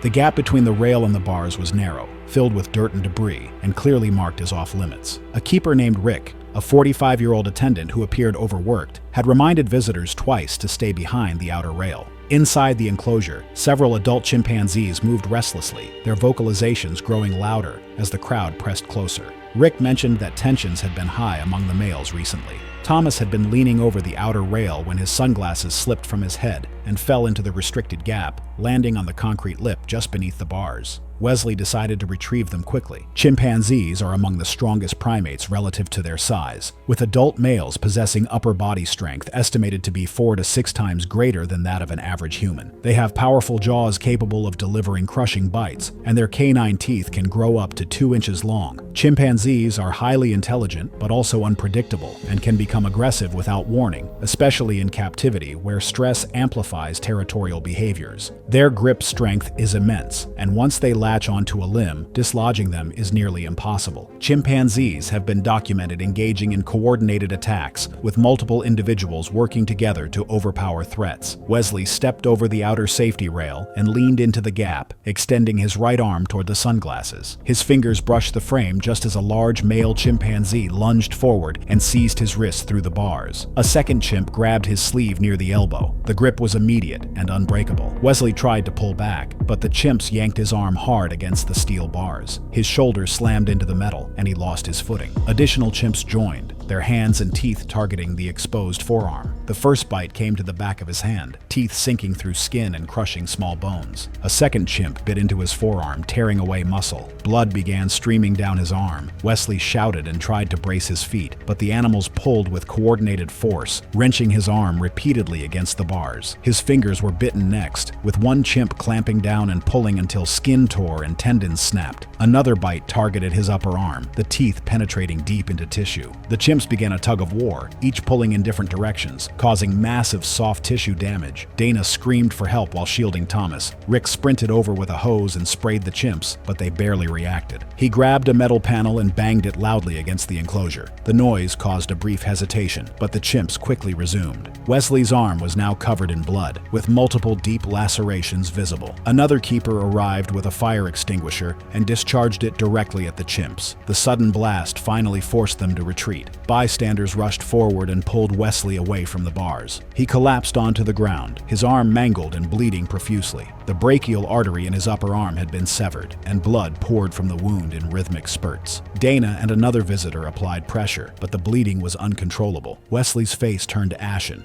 his breathing rapid and shallow. He lost consciousness within 2 minutes. Paramedics arrived within 8 minutes, but despite immediate attempts to stabilize him, Wesley went into cardiac arrest during transport and was pronounced dead en route to the hospital. An investigation by the Oklahoma Department of Wildlife Conservation determined that the facility had multiple safety violations, including inadequate barrier distances. The enclosure was ordered closed pending upgrades. Wesley's wife Dana released a statement describing her husband as a devoted father who had made a split-second decision to help his son. She called for stricter regulations on roadside zoos. The incident drew national media attention and sparked renewed debate about private menageries.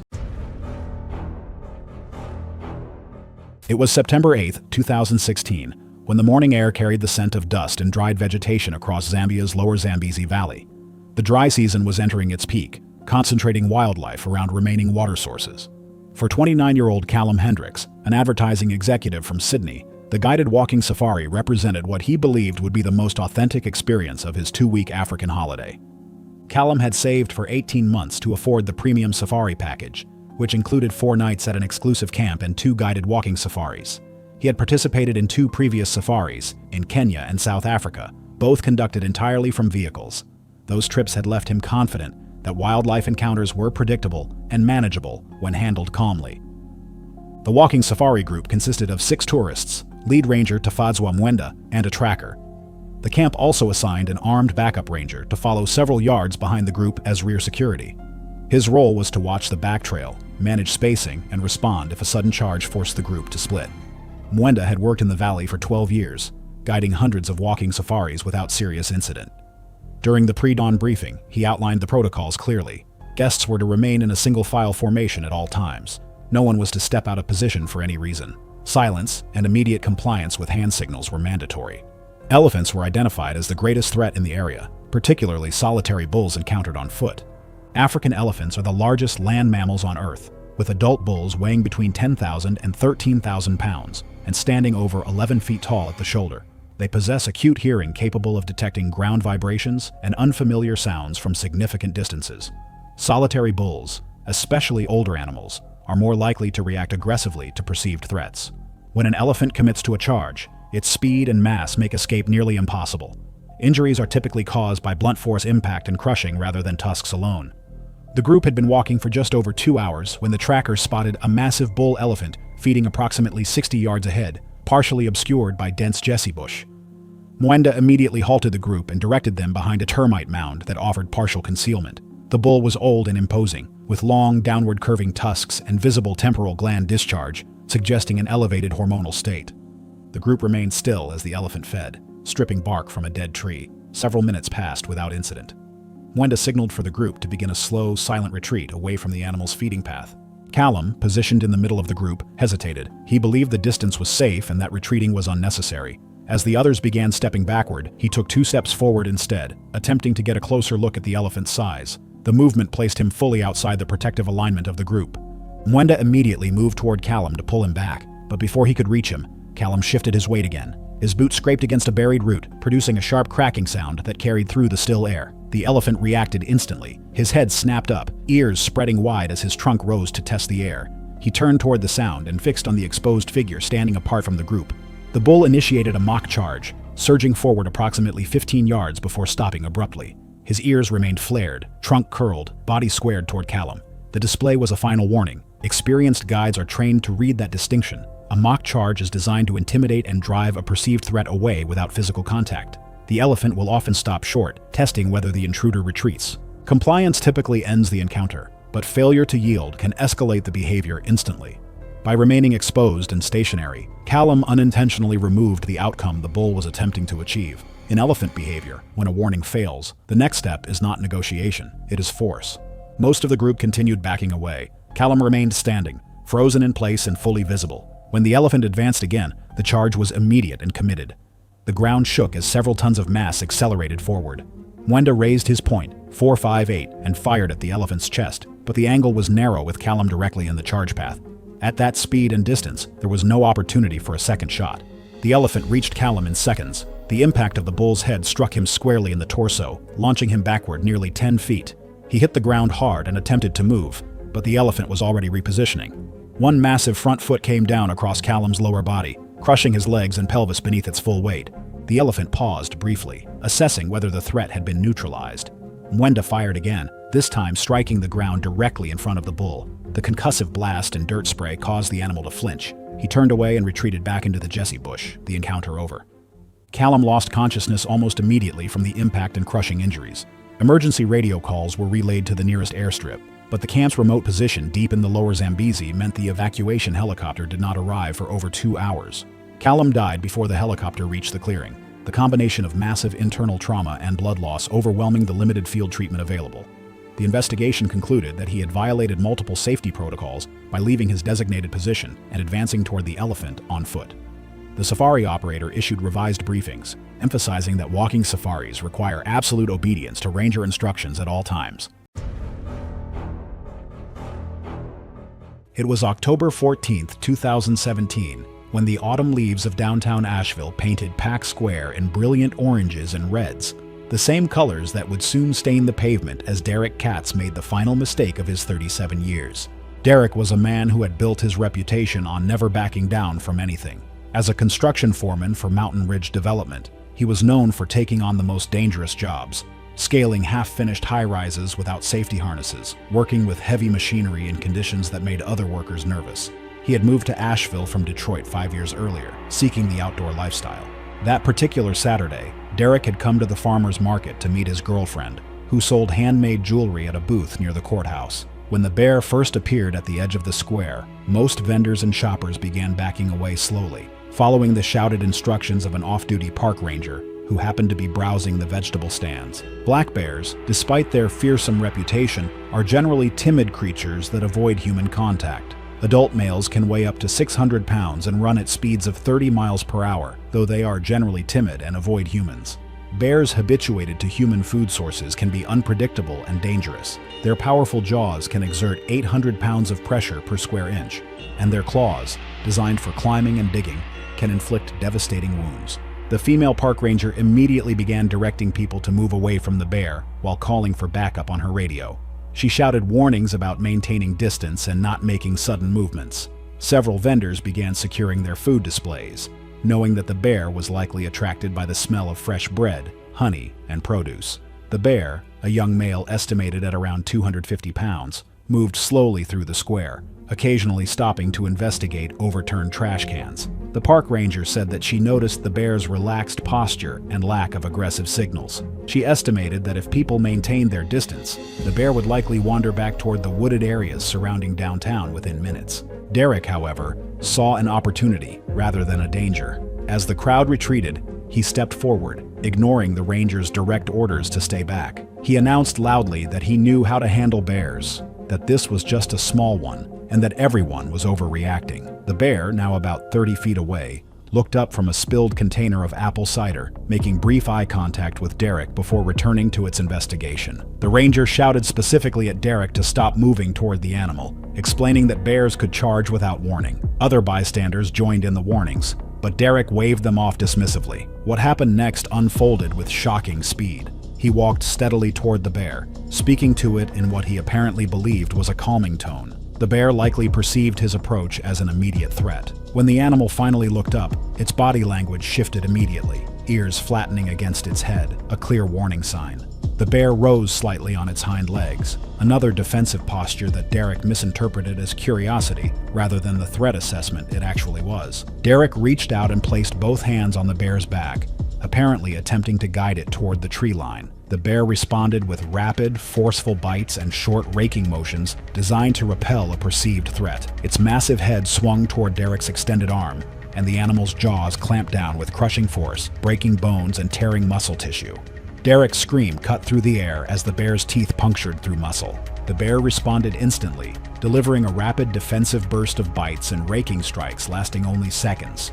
Derek's attempts to pull away only worsened the damage. When the animal finally released him, Derek stumbled backward, his mangled arm hanging uselessly at his side, blood pouring from multiple puncture wounds. The bear, having neutralized what it perceived as a threat, calmly turned and began walking toward the nearby French Broad River. His girlfriend's screams for help were immediately answered by the ranger, who radioed for emergency medical services while applying pressure to Derek's wounds with her jacket. The arterial bleeding was severe, and Derek's face had already begun turning pale from blood loss. Other bystanders formed a protective circle, keeping the area clear while the ranger worked to control the hemorrhaging. Police arrived and rapidly cleared the square to maintain scene control. Derek remained conscious but was going into shock. A nurse practitioner who had been shopping assisted the ranger with first aid. Paramedics arrived 9 minutes later, finding Derek in severe hemorrhagic shock. Despite their efforts to stabilize him during transport, he suffered cardiac arrest in the ambulance and was pronounced dead at the hospital. The coroner's report listed the cause of death as exsanguination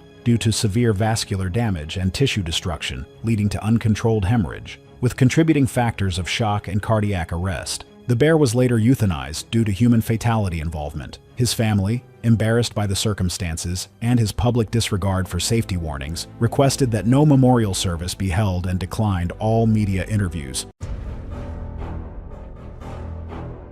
It was May 12, 2014, and the remote ranch outside Kerrville, Texas, lay quiet under thin cloud cover, moonlight breaking across fenced pasture and hard-packed dirt. The air was warm, visibility uneven, and alcohol-fueled noise drifted across the property, while warning signs, locked gates, and empty enclosures stood ignored in the dark as night settled deeper and attention narrowed dangerously. Bowie Keel, 21, had been working at the ranch for 6 months. He had left Texas State University earlier that year after failing multiple courses and taken the ranch job for hourly pay and housing in a converted trailer behind the main barn. His duties involved fence repair, feed distribution, and basic maintenance. He was not assigned to direct handling of breeding stock. Supervisors had noted that Bowie often volunteered for high-risk tasks, particularly those involving the ranch's large flightless birds. Co-workers described him as comfortable moving close to the fences during feeding and prone to exaggerating his confidence around the animals. On the night of the incident, he had been drinking with friends near the rear service gate. A $50 dare to enter the ostrich enclosure was made and accepted. The ostrich pasture covered just over 2 acres of dry, uneven ground, bordered by a 6-foot livestock fence reinforced with steel posts. Reflective warning signs were mounted along the perimeter.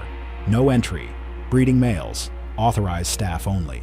During breeding season, ranch policy required 2 trained handlers for any enclosure access involving adult males, with 1 assigned strictly to distraction control. No one informed management that Bowie intended to enter. Inside the fence, the ground was hardened by weeks of heat. Shallow depressions from dust baths and dried runoff created uneven footing that was difficult to read in low light. Adult male African ostriches stand between 7 and 9 feet tall and weigh roughly 280 to 350 pounds. During breeding season, males defend territory around nesting scrapes and respond aggressively to direct approach. Their primary defense is a forward kick delivered while bracing with the tail for balance. The inner toe bears a rigid claw about 4 inches long. Most human injuries involve deep lacerations, fractures, or severe bruising rather than prolonged attack. At approximately 12:58 a.m., Bowie climbed over the fence and dropped into the enclosure. The impact of his boots sent dust outward across the compacted dirt. Roughly 30 yards away, the male ostrich turned immediately toward the movement. The bird began closing the distance at a controlled walk. Its neck extended upright, wings loosened slightly from their sides. The posture signaled territorial assessment rather than retreat. Bowie did not step back.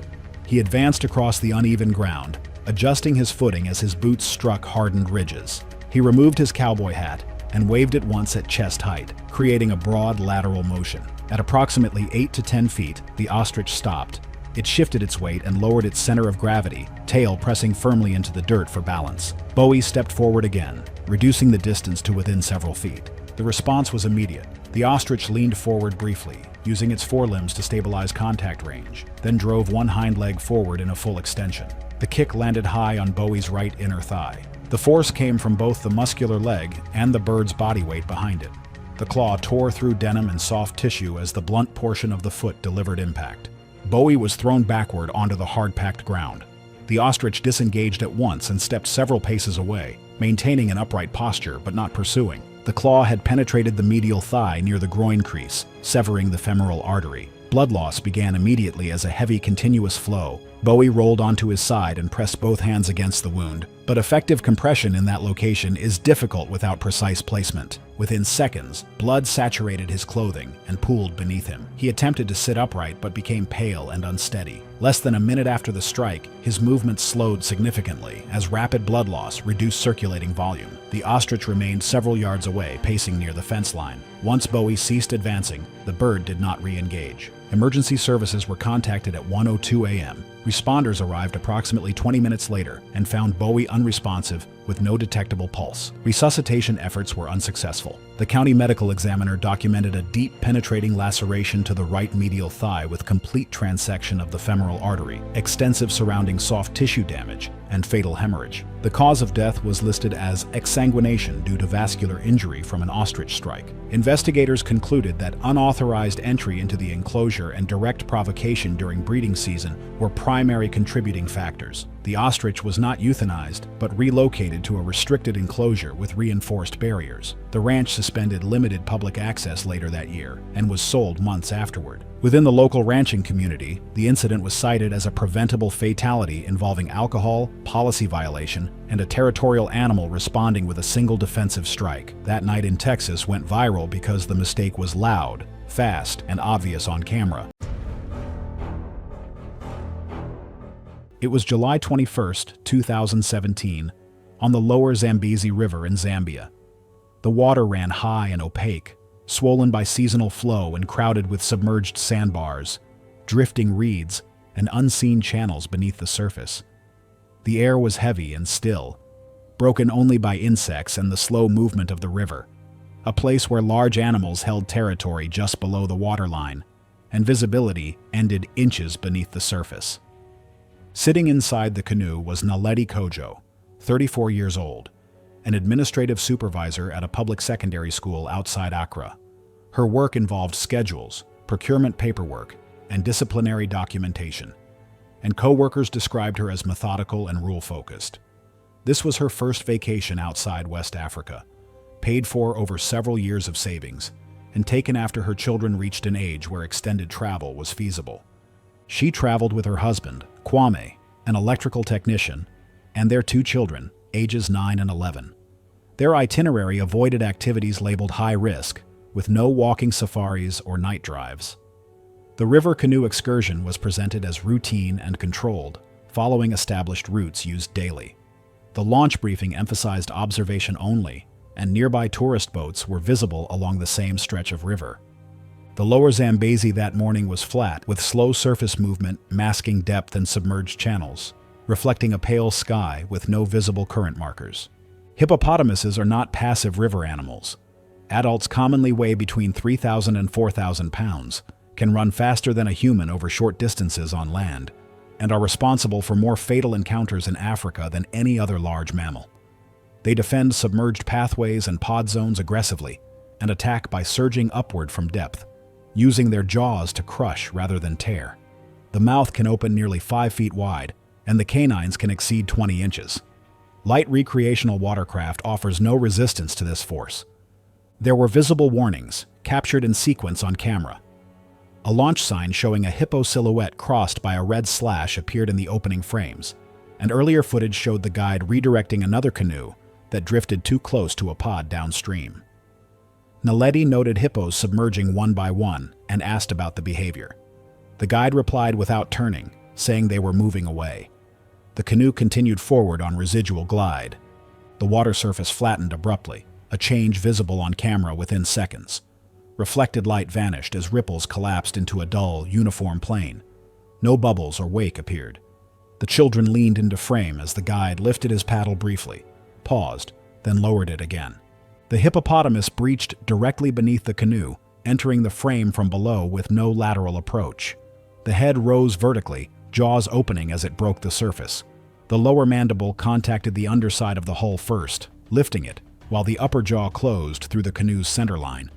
The fiberglass failed instantly. The bow folded inward, and the image jolted as the hull separated. Her torso driven upward while her hips and legs dropped below the waterline.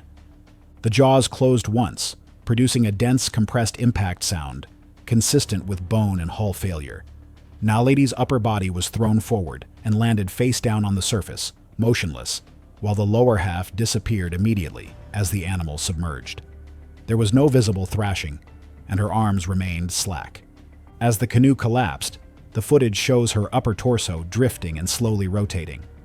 Blood spread outward in a widening plume as the children screamed. Kwame entered the frame, attempting to secure broken canoe sections and calling her name, with no response visible. The guide entered the water on the opposite side and paddled backward to increase distance while calling for help. The hippopotamus surfaced again, roughly 60 feet away, exhaled audibly, then submerged.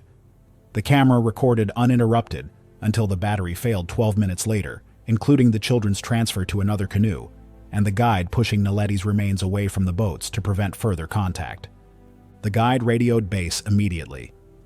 Other boats arrived in approximately 18 minutes. No recovery attempt was made due to the presence of the animal and the condition of the remains. Rangers secured the area and escorted the family to shore. The coroner's report listed the cause of death as complete spinal transection at the L1 vertebra, with catastrophic vascular disruption. Death would have occurred instantly. No defensive injuries were documented. River operations were suspended for 3 days. The footage was collected by park authorities and used internally for training. Naledi Kojo's name appeared once in a regional paper in a brief notice. Her family returned home without her. Operating distances were formally revised, and enforcement during seasonal pod movement was recorded as mandatory rather than advisory. It was August 14, 2016, in the Gallatin Range near the Yellowstone boundary in Montana, where the rugged wilderness stretched across steep meadows and dense willow thickets. The air was warm and still, carrying the scent of wildflowers and something heavier, the unmistakable odor of decay from a partially buried elk carcass hidden in a shallow draw. Noah Briggs, a 29-year-old graphic designer from Bozeman, had driven out with 2 close friends for a weekend hike to a scenic overlook popular among locals. Jake Morales, an impulsive IT support specialist, had been cracking jokes all morning and pointing out wildlife through binoculars. Priya Desai, a practical ER nurse, had read the bear safety pamphlet aloud at the trailhead, emphasizing the importance of staying at least 100 yards from bears and carrying bear spray. None of them had brought any. The trio left the marked trail and ventured toward the edge of a meadow where Jake had spotted a grizzly cub moving through the brush about 70 meters away. Noah, eager to capture a close-up photo for their friend group's ongoing wildlife challenge, edged closer through waist-high willows while Jake filmed from behind. Fresh bear scat dotted the ground, and trampled vegetation suggested recent activity. The wind shifted, carrying their scent directly down into the draw where the carcass lay concealed.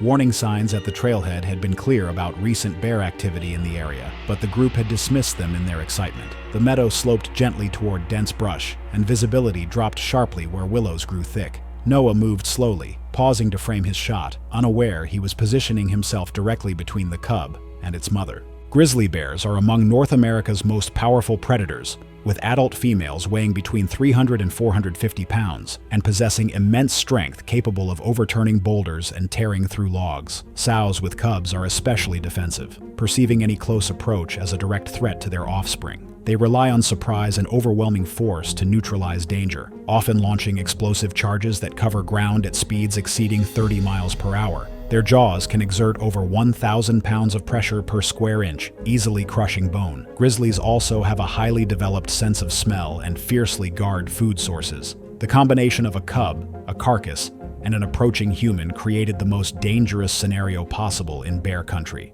When Noah stepped within roughly 10 meters of the cub, brush snapped sharply underfoot. The adult sow rose from cover inside the draw, her massive frame suddenly visible. At a distance of about 20 meters, she launched a bluff charge, huffing and popping her jaws. Noah backed up only a few steps, keeping his phone raised and his body facing the bear. The sow committed to a full charge, closing the gap in seconds. Her first strike came as a powerful forepaw swipe that knocked Noah off his feet and sent him sprawling onto uneven ground. Before he could react, the bear was on top of him, delivering rapid bites to his upper torso and shoulder.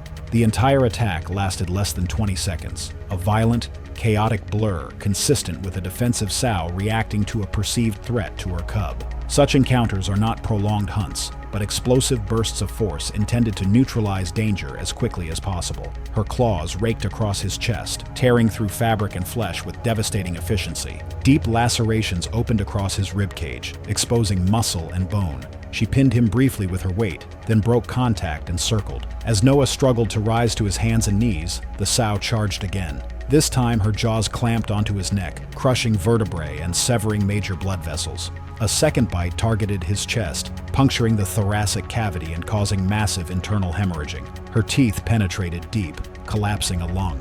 The attack lasted less than a minute. The sow disengaged abruptly, collected her cub, and disappeared into the dense cover. Noah lay motionless on the trampled grass, blood pooling rapidly beneath him. His friends, frozen in shock several meters away, finally rushed forward and attempted to apply pressure to the wounds, but the damage was catastrophic. Arterial bleeding could not be controlled, loss of consciousness came within minutes, and Noah was unresponsive by the time they reached cell service and called for help. Park rangers and wildlife officials arrived by helicopter within the hour, but Noah was pronounced dead at the scene.